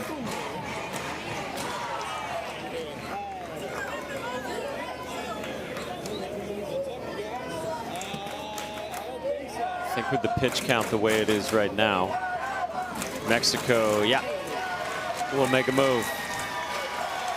Tadeo Paez leaves.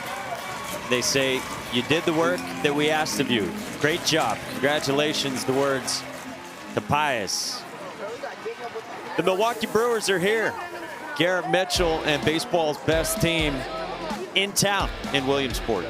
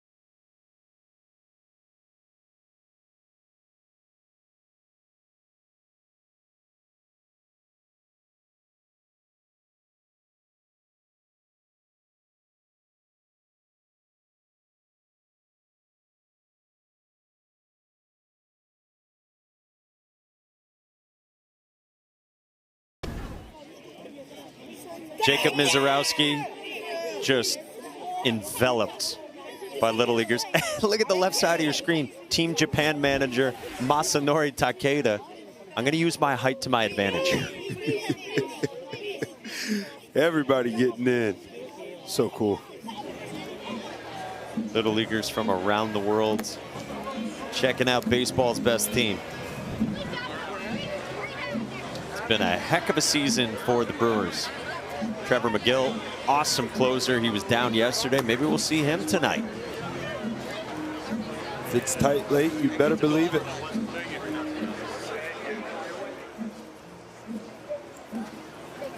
Selfies with Jackson Churio. William Contreras has had another great season. I coached William AAA for a little bit. Yeah? Yeah. What a great guy. Talk about having fun when you play the game. That guy does.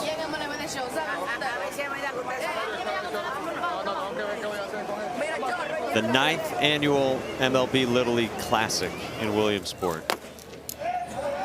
Well, pitching change for Mexico. They go to Nestor Melchor to face the heart of the lineup with one down, Clemente Sevilla.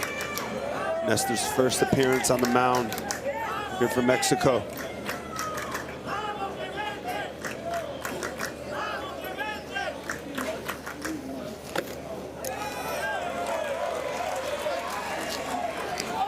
Two 2-0 on Sevilla. And you wonder at the importance of this game, taking Paez out, making the pitching change. He was in a big-time groove. You got to come in at those strikes just like that right there. Bryce Terang talking with the California team. It sounded like he said, "Where are you from?" He said, "Southern California." "Yeah, where in Southern California?" "San Diego." And then the teammates of the kid on the California team, "Come on, man, you got to answer the question." 2-2. What a player he is. Such a cool scene here. And hey, big moment too with Nestor Melchor on the mound. You know, these players have amazing journeys just to get to this point at the Little League World Series. Melchor had some trouble working on his visa, but he is here and now he gets to pitch on the mound in front of major leaguers. Let's go to Sebastian Salazar with more on Nestor Melchor's story. Yeah, Mike, I think it might be the wildest visa approval experience I've ever heard of. He went through the original process like you might expect with the rest of his teammates, only to see the application denied.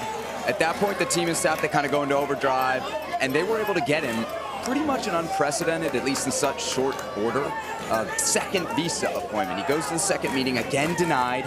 He and his mom head out of the building, out to the parking lot. They call the coaches. The coaches start to make the heartbreaking plans to replace him on the roster. Then suddenly, mom's phone rings. Unknown number, so you leave it. Rings a second time, they pick it up. It's somebody from inside the consulate, tells them to head back inside. They go in, there's a third meeting with someone, and this is what I was told, who seemed to have much more of an interest in baseball and sports than the first two reviewers. And voila, visa approved, tears of sadness turning into tears of joy for Nestor and his family. It's incredible for this pitcher to just get here. Like, your team has clinched, but now we got to figure out the paperwork to get here. Well, I'm happy he made it. I know his team's happy he made it. No one missed this experience. Yeah. Coaches said they had actually already come to a decision on how to replace him on the roster. And then something changes just a couple of weeks ago. And now he's here in front of this mob scene. Kendry Arauz, the batter. 1-1. Oh, lo and behold, favorite team, the Milwaukee Brewers. They know who's in town. The other part of this, I don't want to give away trade secrets for next year. But if you know who's playing in the Little League Classic, maybe it shapes your answers. Yes. Filling out the questionnaire. I'm not saying that's what happened here. Smart. But we look at these things. We know who's playing. We know what might make a good story. Yeah. These kids know what they're doing.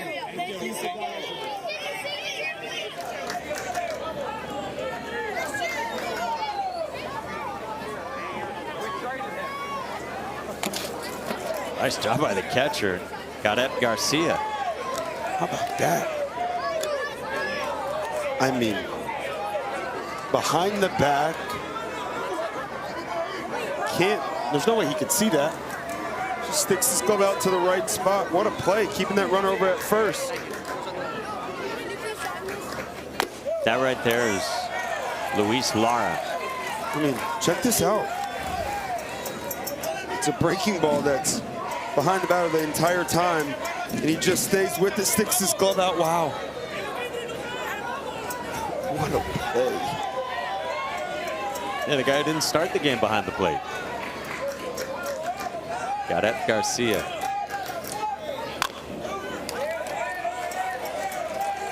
How about the catcher's setup behind the plate, too? Nice big target. Yeah, with 2 hands. Yeah.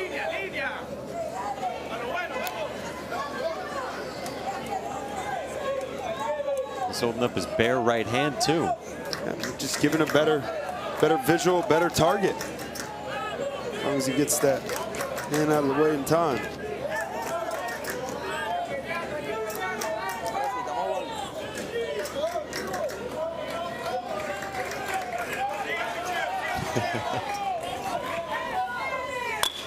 Smash down the line, foul. You like that target? Yeah. Yeah. Guys, there's a game going on over here. Nope, the attention is on, rightly so. Best team in baseball arriving. Yep.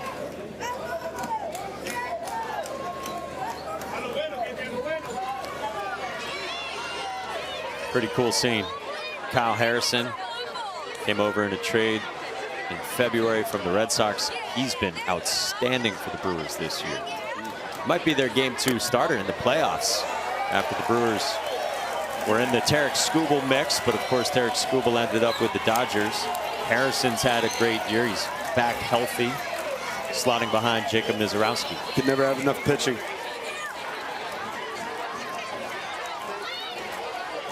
Logan Henderson was fantastic yesterday.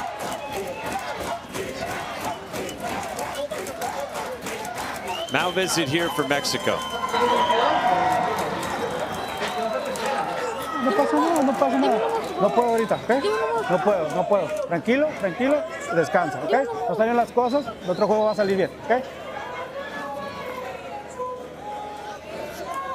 Young man who's been through a lot, Nestor Melchor, saying he didn't know if he could continue on, so Mexico makes the move. Boy, that's a young man who's been through a lot in the last month just to get here. And he can hold his head high through all of this here in Williamsport. Yeah, he should. Well said, Mike.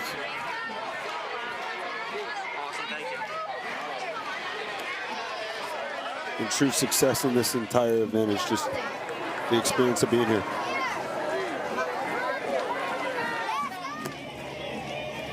Milwaukee has arrived. Again, they played tonight at 7 Eastern over on ESPN and ESPN2. Against the Braves, we will see come here as well.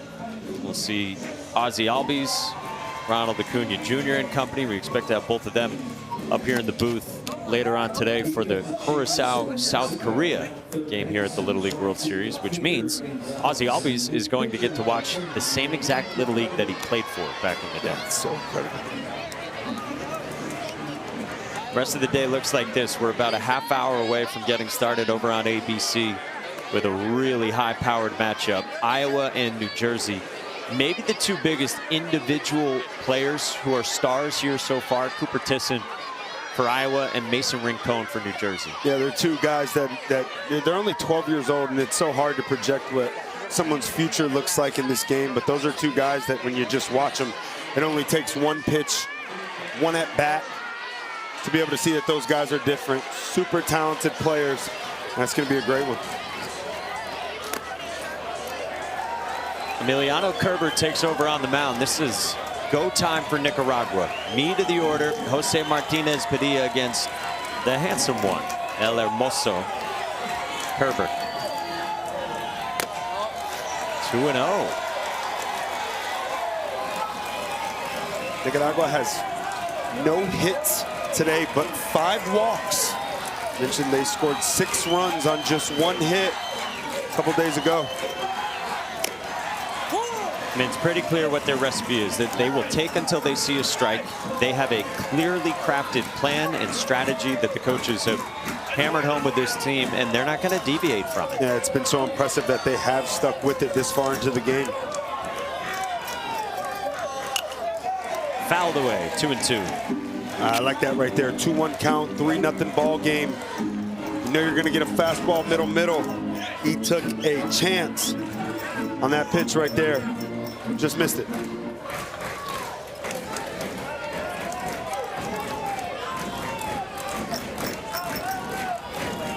Two-two. Up high and a full count with the tying run at the plate. It's 2 breaking balls missed up in the zone. Scary spot to miss, and a spot as a hitter that you love to see your pitcher missing. He is selling out to the fastball here. 3rd straight full count. And this is fouled away by Martinez. He was ready for it. He dotted it. Another foul ball. See at the top left of your screen, neither team has a loss yet. The 8 teams playing today in Williamsport, the ones in the best position to get to the championship game of this whole thing next Sunday. Winner of this game advances all the way to Wednesday afternoon.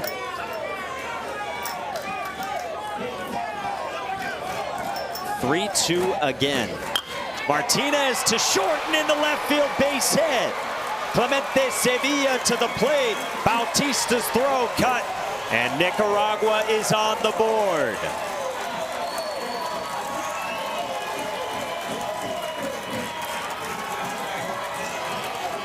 Here we go, Nicaragua. You fight, you fight, you fight. You stay disciplined. You get into a hitter's count. You find the barrel. Great things happen. That's a fastball middle. That's just popped into left field. Great base running. 3-1. Nothing the shortstop Santa Maria can do. Nicaragua still threatening. Only their 2nd hit in the last 11 innings they've played, and yet they're unbeaten, and they got a chance here to cut even closer. Pitching defense, timely hitting. Kenny Jimenez.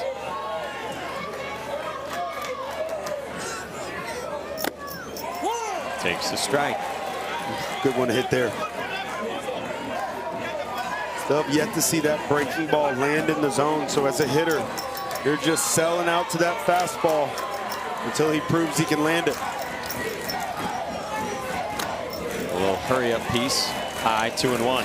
A quick pitch action. Like it. Change the timing of a hitter. I also think that's why he missed high. Arm never caught up. Some of the coaching staff says he's a really smart pitcher, Emiliano Kerber. 2-1. Jimenez on the ground at second. Jorge Fonseca to second for 1. Santa Maria for 2.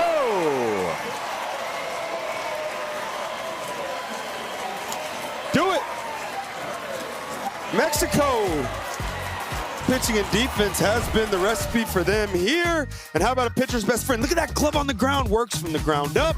Shortstop rips it to first base. We still got a 3-1 ball game. Mexico playing that D.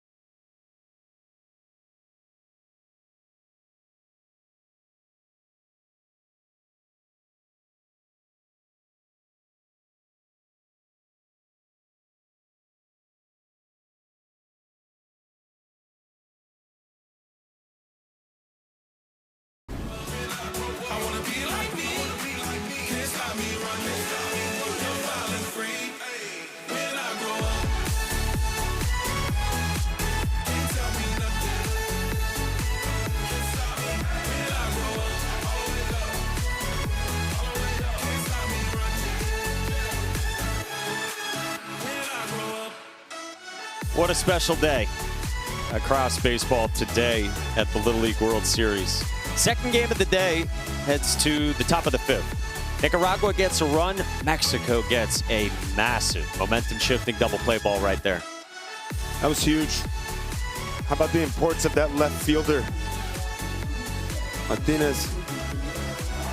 Castillo. Keeping the double play in order. Pitcher gets his ground ball first and third with 1 out. That's big time momentum. Way back with Mexico here with the bats now. They lead by 2. Let's see what they can do trying to add on. Tadeo Baez against Jose Martinez Padilla still out there.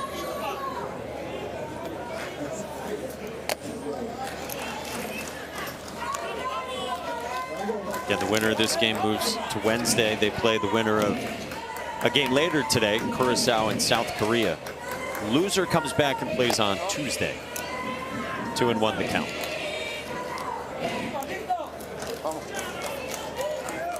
Padilla looking to have a quick inning here.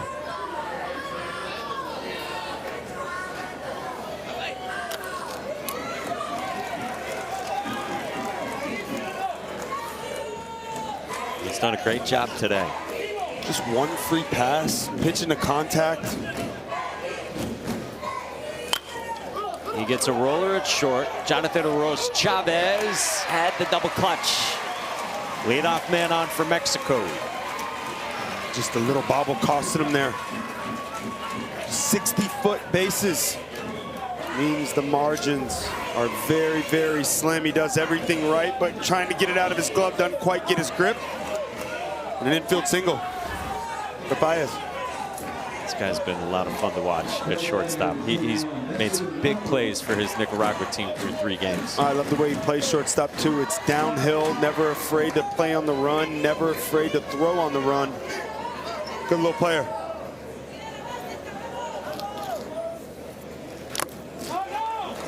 Now, ball 1 to start out, Nestor Melchor. And so because Jose Martinez Padilla now is over the 65 pitch limit, if Nicaragua loses this game, next time you can see him pitch is Saturday. That means at this point they're just going to continue to ride him. He's done a great job today. On the ground, left field, base hit, Nestor Melchor. Man, that's a cool moment for a kid who has been through a lot in the last month and has dealt today with the pressure on the mound. Comes through in the batter's box. All the best players in the world have the ability to flush it quick. Just flush it. Whatever bad that happened, doesn't matter if it was just a half inning ago. You still got the bat. You still got to continue to fight, compete for your team. He flushed it, and he gets rewarded with the hit. Response, that's what matters. Again, he had 3 different meetings trying to get a visa approved to join his teammates here. Finally does. Even after the coaches were thinking about what spot they would do on the roster, Nestor Melchor gets to come here and have a nice moment in Williamsport. Kyle Santamaria drops down the bunt. Martinez Padilla to third for the lead runner in the first out. How about it? That's a well-coached club. You got first and second, no outs. Yep, they're going to bunt late in the ball game, but he bounces off the mound, and look at this athleticism. Fields it in a way in which he could spin and make a throw, and look at the shortstop. How about that response real quick? A little bit up the line, drags his foot. Well done, big out. It's always such an intense look from the shortstop, Jonathan Uros Chavez. Yeah. Line foul to start by Esteban Bautista. And what a big out that was. This game could have unraveled. They finally get a run on the scoreboard in the bottom of the 4th. Looking to come out and have a fast inning. Mexico looking to add on, get that run back. Great play, fundamentally sound. You a sushi guy? Love sushi. Love it. You? Oh, yeah. So good. Favorite roll? Anything. I like it like a dragon roll. Okay. But truly, anything you put in front of me, I will eat. Didn't you get some sushi? Yeah. The other day here? Some grocery store sushi. All right. I told you, I don't discriminate. South Korea? Oh, yes, and from them. Yeah. Sorry, it's hard to keep track of. I'm always watching you, Mikey. I've had quite a bit, clearly.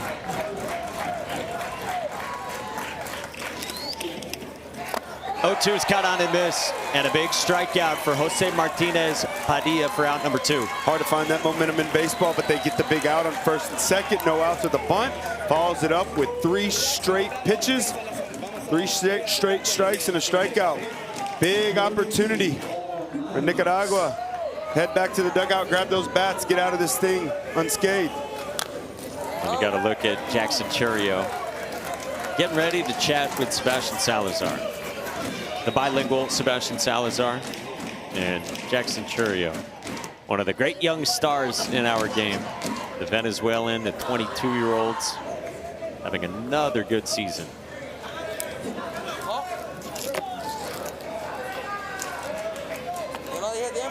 Looks like there's some confusion there between the catcher and the pitcher. Paul Labanot bats. 1 and 2. See a little confidence growing from Padilla too, looking to work quick, pitching with some conviction. And a lead 2 aboard. Cued off the end of the bat. Jose Martinez Padilla does a great job to keep this a 2-run ball game. Great vibes at Volunteer Stadium. And when we come back, Jackson Churio sits down with Sebastian Salazar.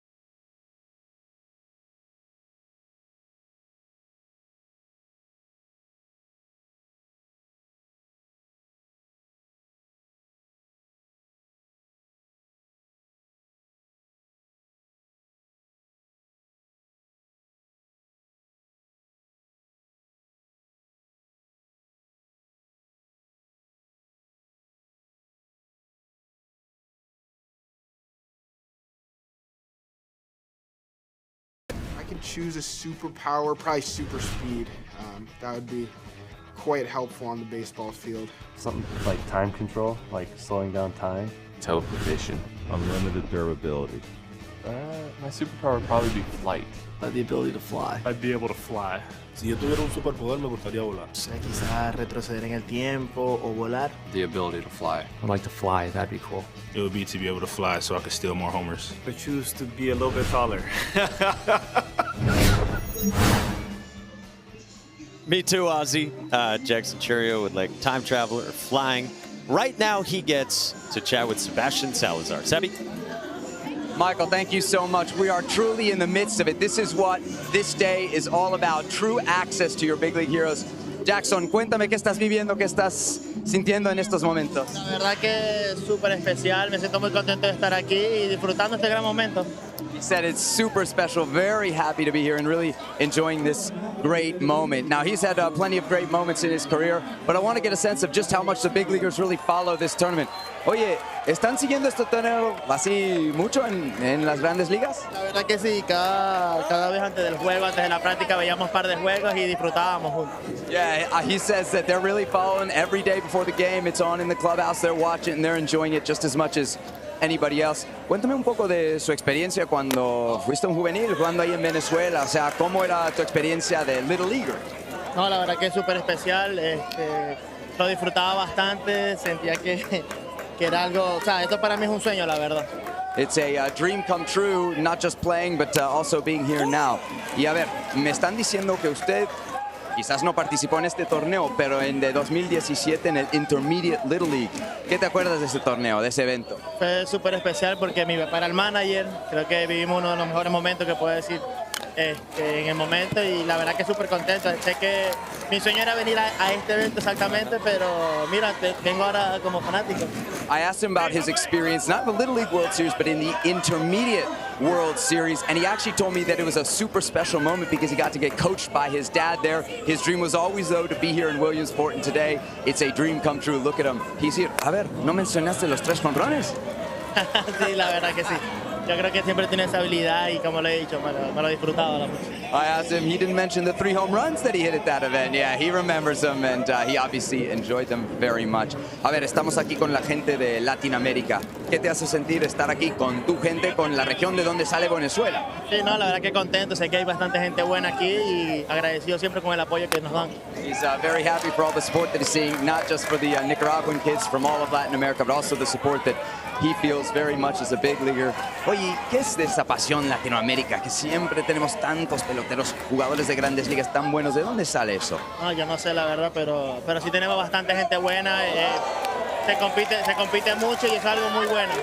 I asked him, you know, where does all this talent in Latin America come from? And he says he doesn't really know, but it's true that there's a lot of it and that they can compete with anybody across the world. A ver, cuéntame de cómo ves esto y el hecho de, o sea, solo tienes 22 años, pero ahora eres un ícono, alguien que todos estos niños están viendo y pensando si esto podría ser lo que ellos hacen.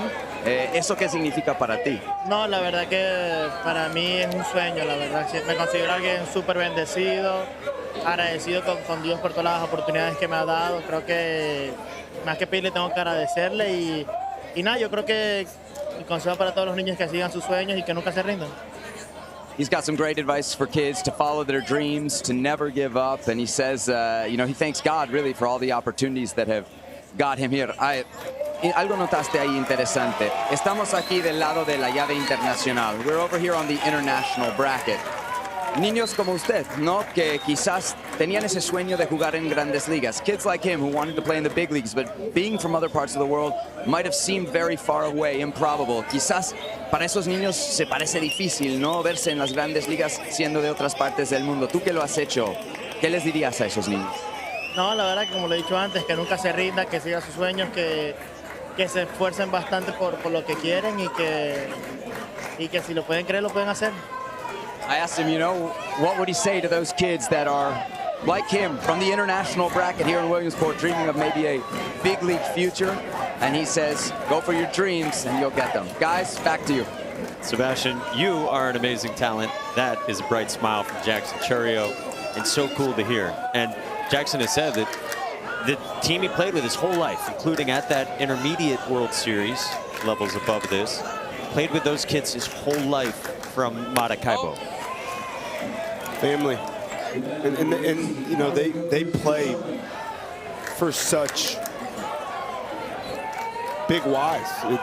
It's for the island, it's for their family, it's for the love of the game. It's because they enjoy it. And they're obviously extremely talented. I mean, you look at the big leagues up and down the roster, Latin America is everywhere. They play the game the right way. They're fundamentally sound. They practice a ton. That family culture, I think growing up with that same group of kids and playing for each other, I think it's a big reason why they have so much success when they get to the big leagues. A reminder, tonight, right here on ESPN, 7 o'clock Eastern time, it's the MLB Little League Classic. That's why Jackson Chourio and the Brewers are here. They're squaring off with the Braves. At 7 Eastern, just a little far from now. It all starts at 6 Eastern with the baseball tonight. And then over on ESPN2, you, myself, and Todd Frazier, 2 of the 3 of us played here in the Little League World Series. I won't let you guess who didn't play here.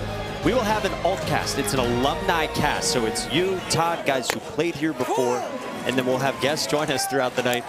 Other greats who played here. Lance Lynn, Jason Marquis, Major League All-Stars who back in the day played here, were their buddies growing up too. Yeah, I'm so excited to do that tonight, Mikey. And You know, I grew up watching Todd Frazier play and Jason Marquis. I was a huge Braves fan, and you know, I just look at this Little League World Series and you think about all the greats that have played in this, and then having the opportunity to do this tonight with you and Todd Frazier and covering big league baseball, an organization I used to coach for. It's going to be an amazing night. Big strikeout from Emiliano Kerber against Marvin Gomez. One away. Rear back and fire all the way down. In the count, 3-0, comes back and fires 3 strikes. It's huge, just 1 hit today. Walks, hit by pitches, has been most of the traffic. Continue to pitch to contact.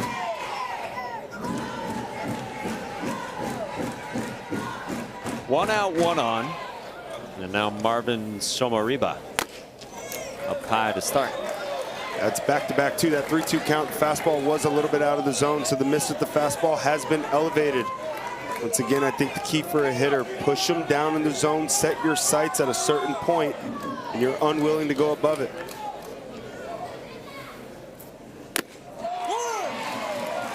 Nice. Top of the zone there. That's not the pitch he's looking for.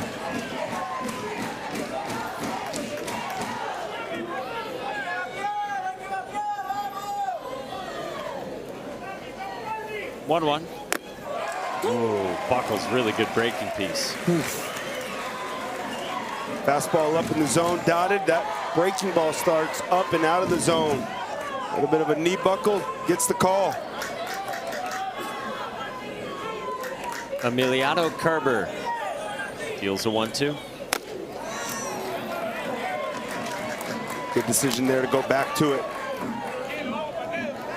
Misses high, big key as a hitter, 2 strikes. Got to think the other way, stay committed to the #1. Now you got to be willing to expand to the top of the zone. Got to think short swing the other way.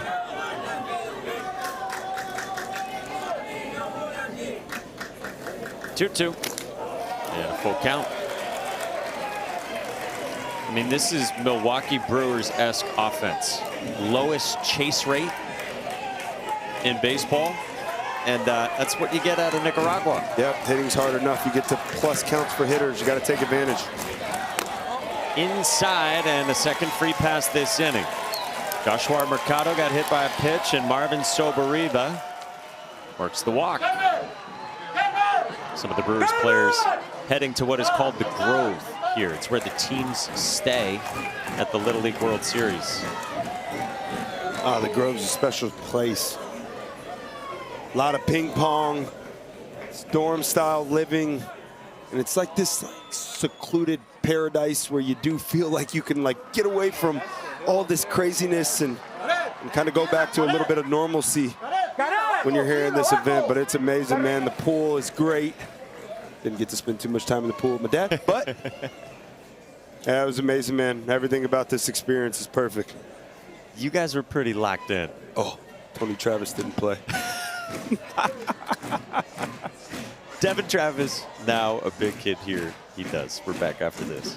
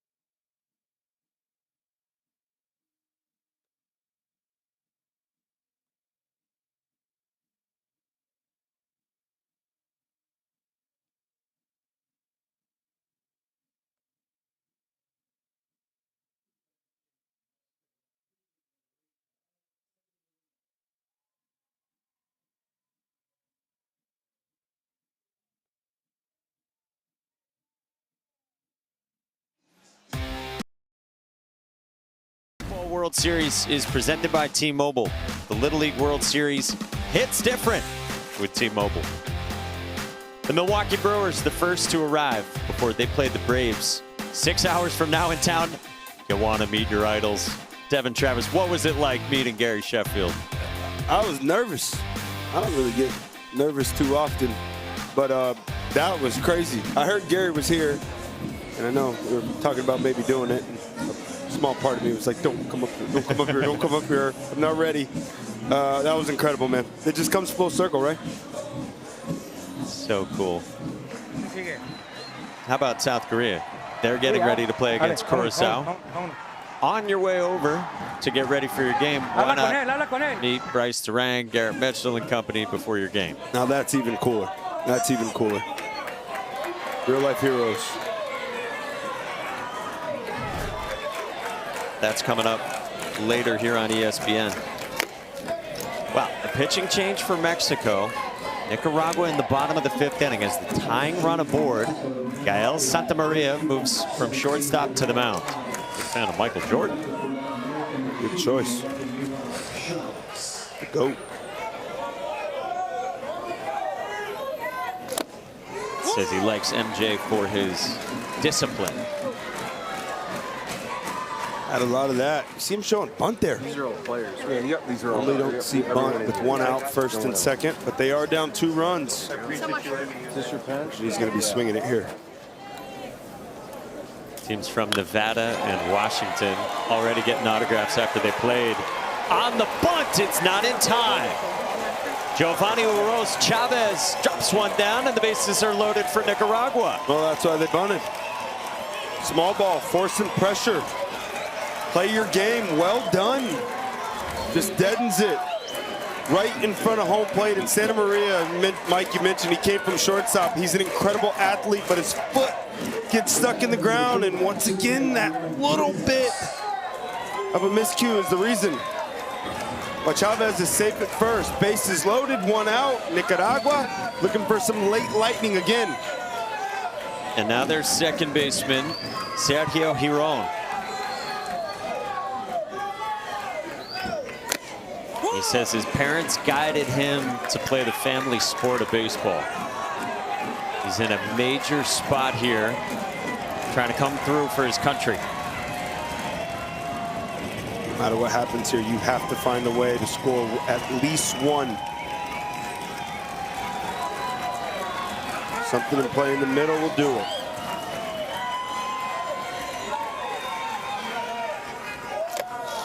Good take, 1-1.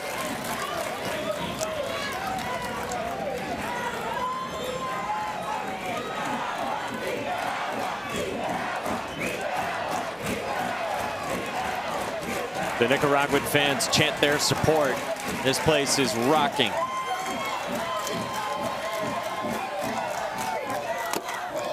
Down, 2-1. More good at bats, more the same discipline, getting into good counts. Here's a hitter. You have him queued up. You see the run on that fastball, so you're pushing him up and out over the plate, and you're looking to drive something right back through the middle. And imagine, man, just a 12-year-old kid in a situation like this. The natural thing to happen would be you get super excited, but I've been impressed this at bat by Fuentes. He looks calm. The best run producers let the game come to them in these moments. 2-2.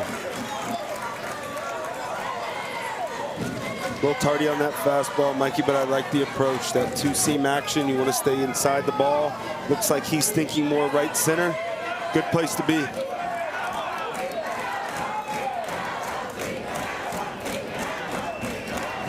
Manager telling him, just make contact, find a way.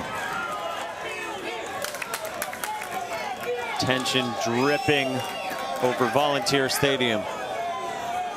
2-2 inside, and it hits Sergio Giron. It's a 1-run ball game. Wow.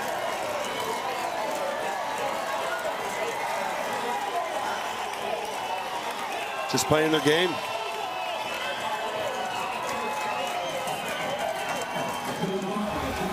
A fastball, that 2-seamer, it just continues to run. And you could hear initially when it was live a little nick of the pants. And there you saw it. pants folded. 3-2 game. Now Justin Martinez Castillo, starting left fielder for Nicaragua, one of their most demonstrative hitters, an entertaining watch in the box. They say he's short, but he's fast. He's an excellent runner. They call him the Little Giant at 4'9". Celebrates his birthday tomorrow. Got to find a way to put it in play here. Infield's in. Good stop by Garnet Garcia. Big time.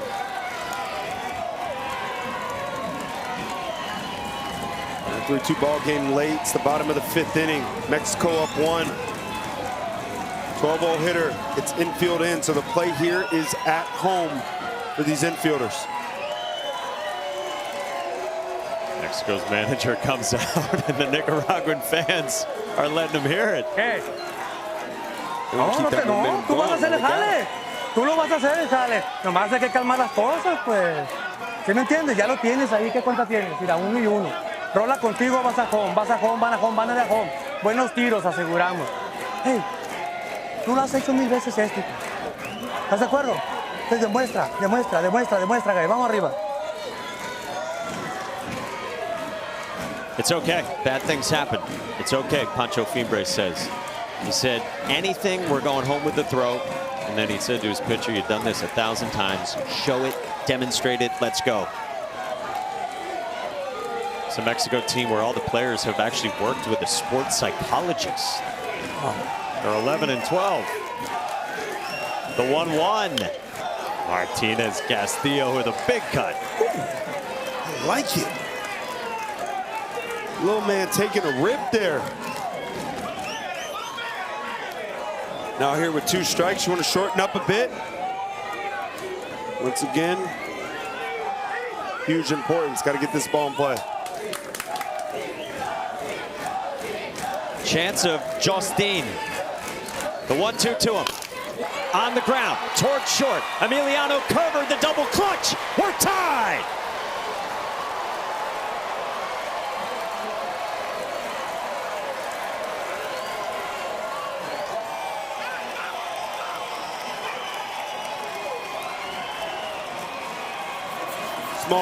Small margins. What an at-bat by Castillo. Infield in, little bit of a cue ball. And that tiny double clutch again is the difference in the play. Great base running, never look for the ball. Foot's down on the plate in time. Right call. We got a new ball game here in the bottom of the 5th. Crazy inning.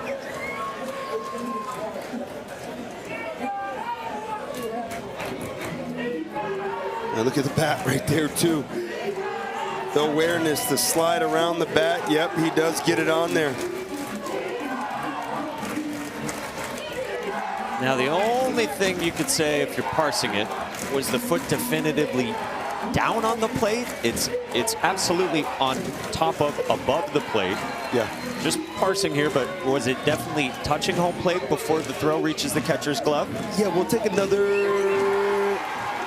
The call in the field was safe, Mikey. I think you got a valid point. Just going to be really hard to overturn.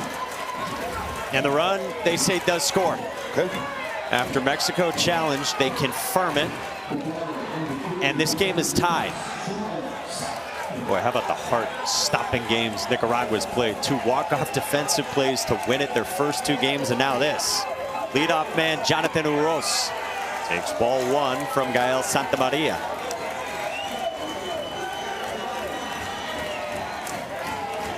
Patient hitter who walked his first time. Struck out looking last at bat on a 2-seam away.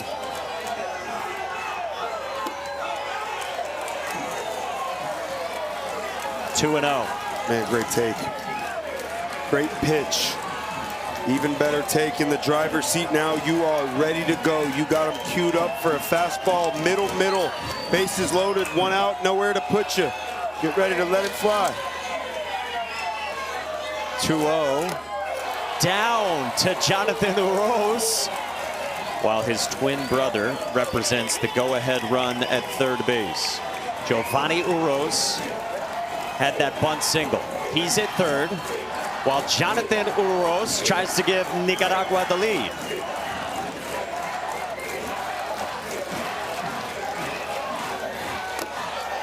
Down, ball 4.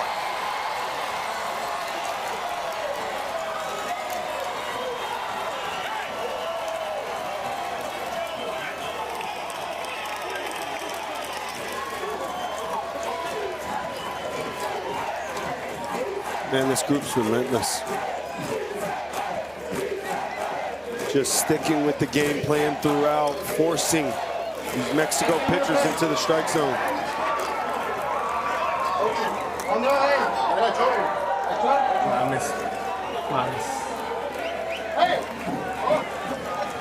And now Mexico is forced to go to its 3rd different pitcher this inning. Nicaragua with the twins. The Uros twins coming through. They're the Oakland A's Moneyball approach. They don't chase. It's incredible.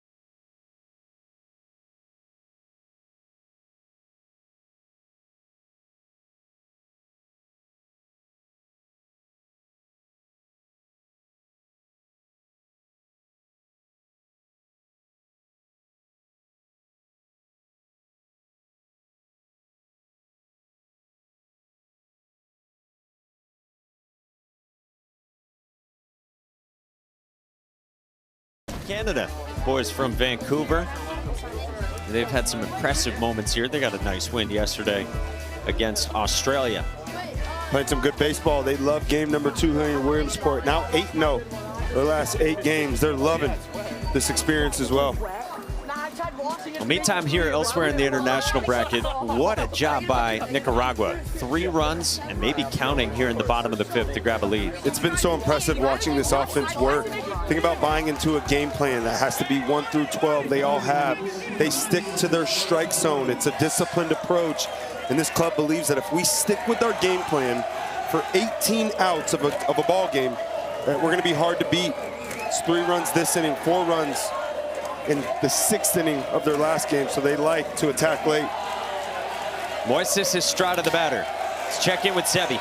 Guys, we got something special happening here. Remember, we told you during Nicaragua's first game, no parents of this team were able to travel from Nicaragua to be here. So the support you're seeing of the Nicaraguan American community, huge, literally. We got 40, 50 people over in a family section. You hear the chants. They've traveled from all over, Pennsylvania, New York, New Jersey. Got a couple here from Nevada. I got to shout out the Molina family. They rolled in 9 deep all the way from Toronto. Before the game, I'm down there. I asked the whole group, we got any relatives here of anybody? The response back, todos padrinos hoy. We are all godparents today. Love seeing this support for the boys from León. And if that doesn't give you goosebumps, I don't know what will. Mighty cut from Moises Estrada, 1-2. Big cut, and I like it. I like the walk around the box too. A little bit of a reset. Got to shorten up here with 2 strikes, but look at that crowd, man. They're all godparents. No parents of these boys here. It's amazing, man. So these fans assume, again, that godparent role. Family. 1-2. Laced to left field by Moises Estrada. All the way to the wall. He rode. Martinez score. 2 more for Nicaragua.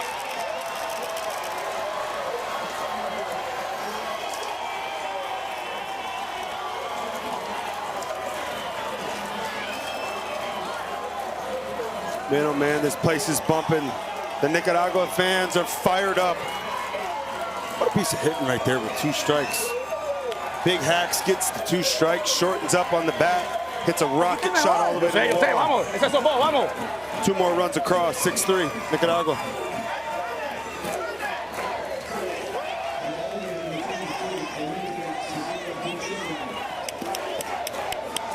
They are an inning away from being 3-0 here, and that's only their second extra base hit through 3 games.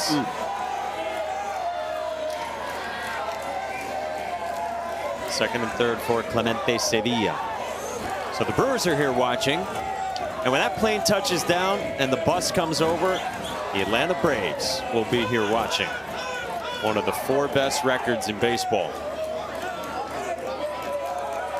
Mexico is going to intentionally walk Clemente Sevilla to load the bases.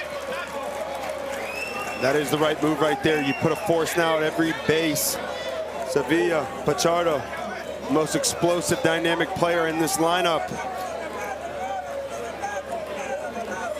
Braves have arrived. Yeah, so you put them on, that's the smart thing to do.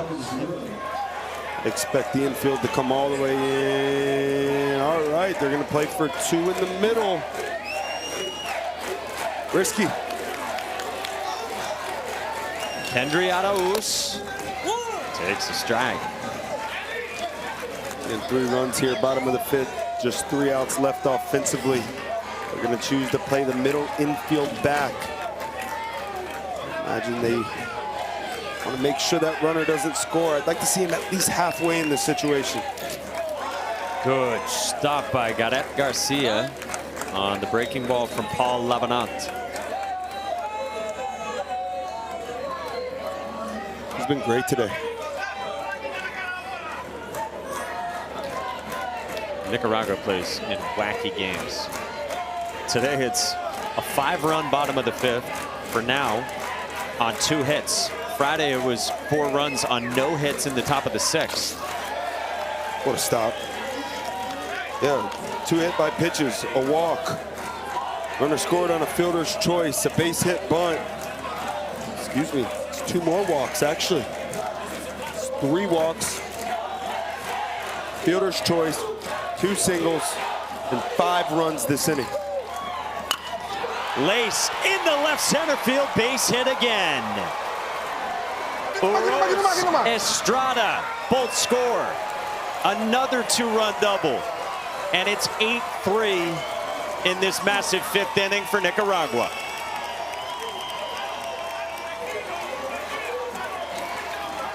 When an offense gets hot, man, they're just hard to stop. The belief, the crowd, they are surely playing a role this inning.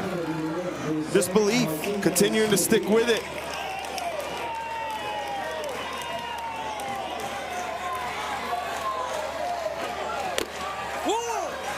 Strike 1 to start out, Jose Martinez.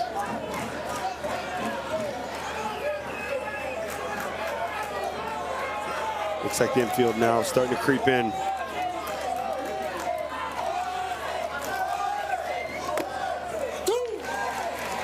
Great pitch, great pitch. Dots it on the black.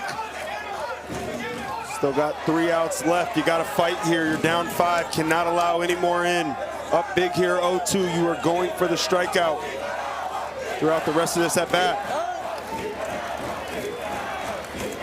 Something in the zone below, something above with the fastball. Just an amazing scene with these Nicaraguan fans. Incredible. Love their baseball.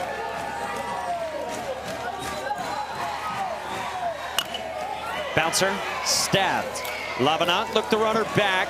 Now Messina has a runner hung up. There's 2 down for now, trying to get out of this inning. Messina to the plate. Garcia the tag on Sevilla, and that is perfectly handled. Hey, that was a great job by Messina right there. He ends the inning, but Nicaragua explodes for 7 runs in the bottom of the 5th, trying to continue the magic. The jump fist bump, you don't see that one often. Nah, his team's fired up. They're playing great baseball. They love their country, and so do their fans. To the top of the 6th we go.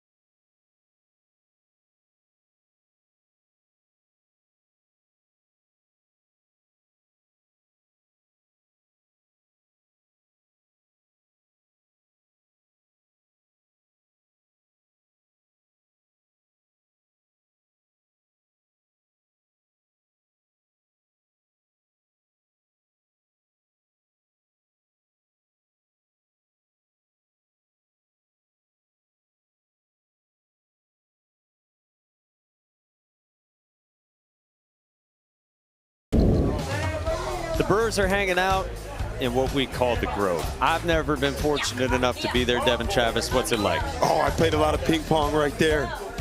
Oh yeah, what a great place. It looks the exact same.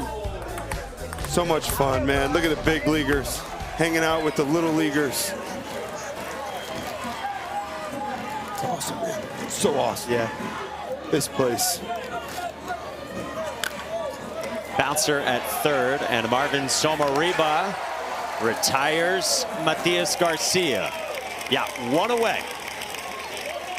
Two more to get. The biggest one is the first one. And the Atlanta Braves, we showed you a touchdown. So everything that we just went through, what, the last hour or so with the Brewers, we get to do it again with the Braves. Yes, we get to do it for the rest of the day, throughout the night. Got the Little League Classic going on. Can't wait. Oscar Mateo Montañez, batter for Mexico in the 2 spot. For Mexico, it's just one pitch at a time. You got to find a way to stack good at bats. Base runners. Pitch count approaching the limit of 85 for Jose Martinez Padilla. So if the at bat doesn't end on this pitch, now this is officially his last batter. What a great job he's done. He's just stuck with it the entire time. Pitching from behind, keeping his team in the ball game. 4-pitch walk. Montañez aboard. That's how it starts. That'll be the end for Jose Martinez Padilla. Heck of a job. Man. Just 2 free passes throughout the entire day. 5 hits allowed, minimized a lot of damage throughout his outing. Kept his team in the ball game just long enough. After 5 1/3, they'll make a move. Great job by that young man right there. Hey, buen trabajo, papá. Dame la bola. Buen trabajo, eso es. Lo que planeamos lo hicimos, lo logramos, vamos. Vamos, va a primera, va a primera. Sí. Ahí está. Great work. That's it. What we said we'd do, we did. And what a job by Jose Martinez Padilla. Unbelievable. I mean, it's so special what this team's done. 2 magical wins, their first 2 games. They played Wednesday, they won it 2-1. They got an outfield assist to walk it off, then a play at the plate in their second game, and then today, 7 runs in the bottom of the 5th. Devin Travis, Mike Monaco upstairs with you. If you're just joining us, if you're flipping around on your Sunday, this is one of the most special days on the baseball calendar. We're right in the heart of the end of the season in Major League Baseball. You got 2 of the best 4 teams in baseball, Braves and Brewers. They played the first 2 games of their series in Milwaukee. Now they come here to the Little League World Series. You get Major League players watching Little League players, and then tonight, across town, it's going to be these Little Leaguers filling a small, intimate ballpark to watch some of the best players in this sport go at it. And this is normally the time of the year where the stress starts to build, the playoff shapes start to really form, and this opportunity to just come here and have some fun. You know, you can get stuck in the midst of a big league season, 162 games. It's day in and day out. How am I going to find a way to just enjoy it? And you get to come here and look at the kids. I think that these big leaguers see themselves too in the bodies of these kids out on the field, and I think it's just a great reminder for each and every big leaguer that the game of baseball, it never really changes from the time you're a kid until you get to the big leagues. You gotta have fun. That's the most important thing. Yeah, that was cool asking Gary Sheffield what his advice is. And he says, make sure you enjoy it no matter what. Yeah, and it's hard to enjoy it sometimes, man. And it's the hardest game in the world. You hit 300, that's 30% success rate, which means you fail a lot more than you succeed. So finding that joy is difficult at times, but I think that what we see on this field here today is playing for your country, playing for the name on the front of your jersey, playing for your brothers, making sure your why is greater than just you. It's about the team and your people that helped you get here.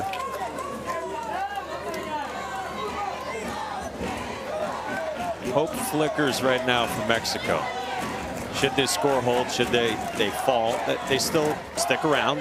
They'd come back on Tuesday, double elimination format. Hot shot, center field base hit. Jorge Fonseca Off the new pitcher, Giovanni Uros Chavez. 2 on for Mexico. There we go. Little late rally, little belief. Starts to pick up a little bit for this Mexican club. They played great baseball all throughout this game. It's just been one bad inning, but they will fight to the end.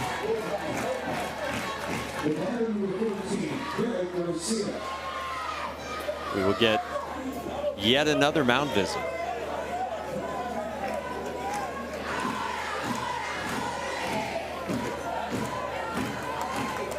Hey, Braves. lo que menos poseemos nosotros son Get ready nervios. for the buses. Nosotros tenemos coraje. Apunte coraje y corazón, estamos haciendo las cosas, ¿ok? Vamos a terminar esto. Con un strike, papá, tú lo puedes hacer. No soy el mejor en esto, vamos. Vamos a hacerlo. Vamos, vamos, tranquilo, vamos. A tu juego ya. What we have the least of is nerves. We have courage. We need to finish this. Throw strikes. We're going to do this. Stay calm. Play your game. Stay calm. Great messages. Mike, you've done this event for a while now, and I know how much you look forward to it. Is this how this is always? I mean, it's loud, packed, people everywhere, excitement, smiles. Is this normal? Yes. Wow. I mean, it's just, I always say to people, it's hard not to be happy here. Like, it's, to me, this is the most pure sports that we have. It's 12-year-olds, they're smiling, you're learning about what they've overcome in their lives. They're coming to the best possible setting to play the sport they love. And then today, you get the best players in the world who are in the grind of a 162-game season, remembering why they love this sport. It transports them back to when they were this age. That's well said, Mike. 2-2 on Garrett Garcia.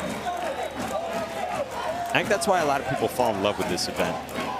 Watching on TV back home. You know, it comes at a great time on the calendar, too. You're waiting for football, college football, NFL to get started. And you got this to turn on. And again, it's hard not to smile watching it.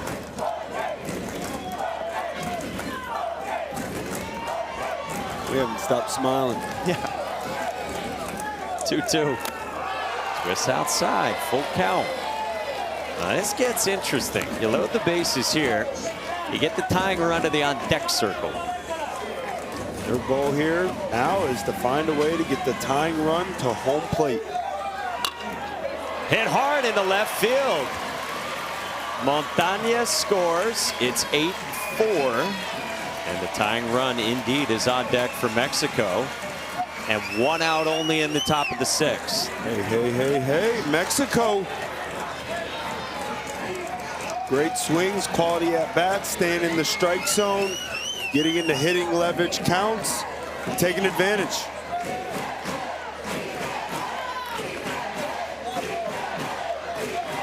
Emiliano Kerber is the 5-hitter. He's had a productive day at the plate. Takes strike 1. Walked and scored in the 2nd. Drove in a run with a ball on the ground at 2nd in the 4th. Can he get aboard for Mexico? With a big thumper looming behind him in the lineup. That's a strike, and it's 0-2. We got Rafael Messina on deck. Guy who idolizes Big Papi. Waiting for a chance. Just off, good take. Nothing you were going to do with that one anyway. Takes a deep breath. Here's no strike call. On to the next pitch.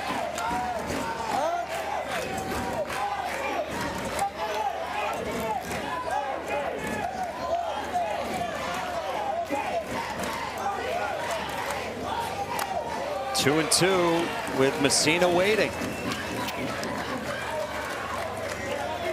Nicaragua, they played 2 games. Mexico only 1. So thinking about pitching here, 3 of their bigger arms are unavailable today. With Ronald Acuna Jr. and the Braves arriving at a full count. Phoenix City, Alabama there to greet Ronald Acuna Jr. and the Braves. That Alabama team just 90 miles away from Atlanta. 3-2 pitch. Kerber pops it foul. Great battle. What drama. Man. Get the first out quickly. Knock Padilla out of the game. Nicaragua still has not retired. One Mexican hitter. Cut and a miss. 2 down, and Giovanni Uros Chavez pounds the chest. We're back in fire, young man.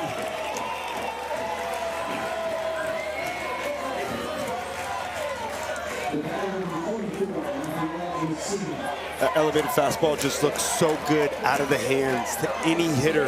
It's the hardest pitch to lay off of. In the 3-2 count, you're sold out to the heater. Chavez wins that big battle. And so only 2 on for the dangerous Rafael Messina. Nearly homered his last time. Drove one to deep center field straight away. Oof, big pop, just missed it. And that breaking ball right there just missed hitting his leg. Happens again, you want to hold your ground.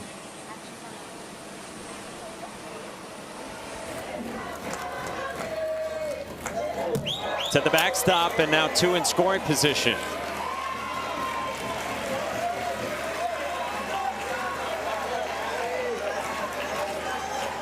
For Nicaragua, those 2 runs out there mean nothing in the grand scheme of this ball game. So as a pitcher, you're just looking to attack. And he attacked that fastball. What a good looking swing.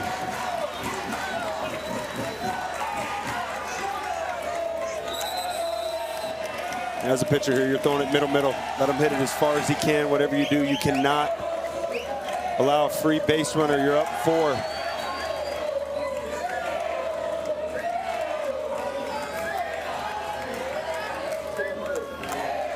2-1. Mighty cut 2-2. Chavez trusted his stuff. 2-strike count.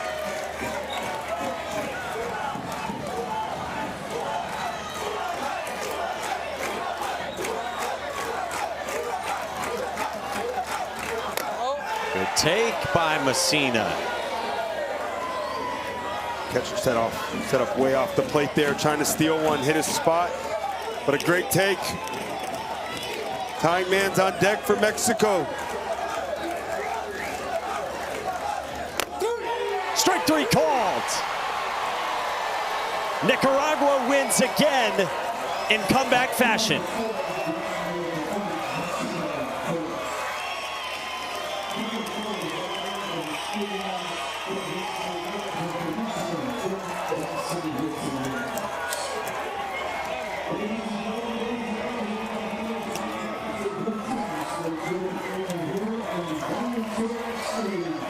They advance all the way to the international semifinals on Wednesday. How about it? Down 3 runs for more than half of this ball game. They scratched one across in the bottom of the 4th. They stayed consistent to their game plan. It was discipline. It was staying in the strike zone. It was taking advantage of free passes and mistakes in a 7-run 5th inning. And that was all they needed. It'll give you goosebumps. Yeah. What a ball game. This Mexico team, man, they're dangerous. And they played some great baseball today in Nicaragua. Their fans, the energy inside of this stadium, you got to give them so much credit. They just continue to fight and pluck away. Watch out for this Mexico team, though. They're deep. They have the pitching depth to be able to make a comeback out of the elimination bracket. Story right now belongs to Nicaragua, 3-0. It's only the 4th team from this country to reach the Little League World Series. Nicaragua has never won a Little League World Series title. All the way back in 1970, they had a team that finished in 3rd place. This is the best chance they've maybe ever had since then, nearly 60 years ago, to win the whole thing. No, it's a complete team. They're fun to watch. They play with a ton of energy, and I just love the passion that they exude. They were down this whole ball game. There was no hanging your heads. There was no bad energy or slumped shoulders. It was let's continue to fight and let's make them beat us for 18 outs. And because they stayed with it in that game plan, they got it done. The Uros twins were a big part of it. Sebastian. That's right, Mike. I got Jonah and Gio here. One of them got the go-ahead walk. He earned it. The other scored the go-ahead run. Just an amazing moment for these brothers and this team. Cuéntame, ¿qué estás sintiendo en estos momentos? Felicidad y darle gracias a Dios por la victoria. Nos permitió llegar más allá donde pensábamos llegar. Darle gracias por la victoria contra México. He's very thankful to God for this victory against Mexico and that this team is going farther than even they might have believed that they could. Cuéntame de tus emociones y qué se siente no solamente ganar, pero ganar de esa manera. Llevan 3-0 atrás. Primeramente, dar gracias a Dios por darnos esta oportunidad. Yo me siento muy feliz por haber dado la victoria a mi equipo. Ese equipo era muy bueno, pero nosotros éramos mejores. He gives Mexico a lot of credit, says it was a really good team, but we were better, and he's very happy that he could help his team get to the win. Okay, one last thing. We got all these fans here, toda esta gente apoyándote aquí y en Nicaragua. ¿Eso qué significa para ti? Significa mucho porque estamos representando no solo un país, a todo un continente. Estoy muy feliz por estar aquí y representar a mi país con mucho orgullo. He's very happy to be here representing his country with a lot of pride and very happy to have all these people cheering him on. A ver, toda esta afición, todo ese público, ¿qué te hace sentir? Mucha felicidad por darnos un apoyo emocional también, como los familiares que están en Nicaragua que no pudieron asistir a este juego. Yeah, he makes a great point that all the family members that couldn't come here, this support means a lot. The boys here representing not just their country, but the whole region of Latin America. Guys, back to you. Sebi, amazing. The twin brothers, Jonathan and Giovanni, they played a massive part in this game. All right, we're going to get you up to the studio. The Brewers are here. The Braves are on their way. A reminder, Iowa and New Jersey going on right now on ABC. For Devin Travis, Sebastian Salazar, and our entire crew, Mike Monaco, saying thanks for joining us. This is a special day in baseball. Let's get you up the hill to Loga Lindo.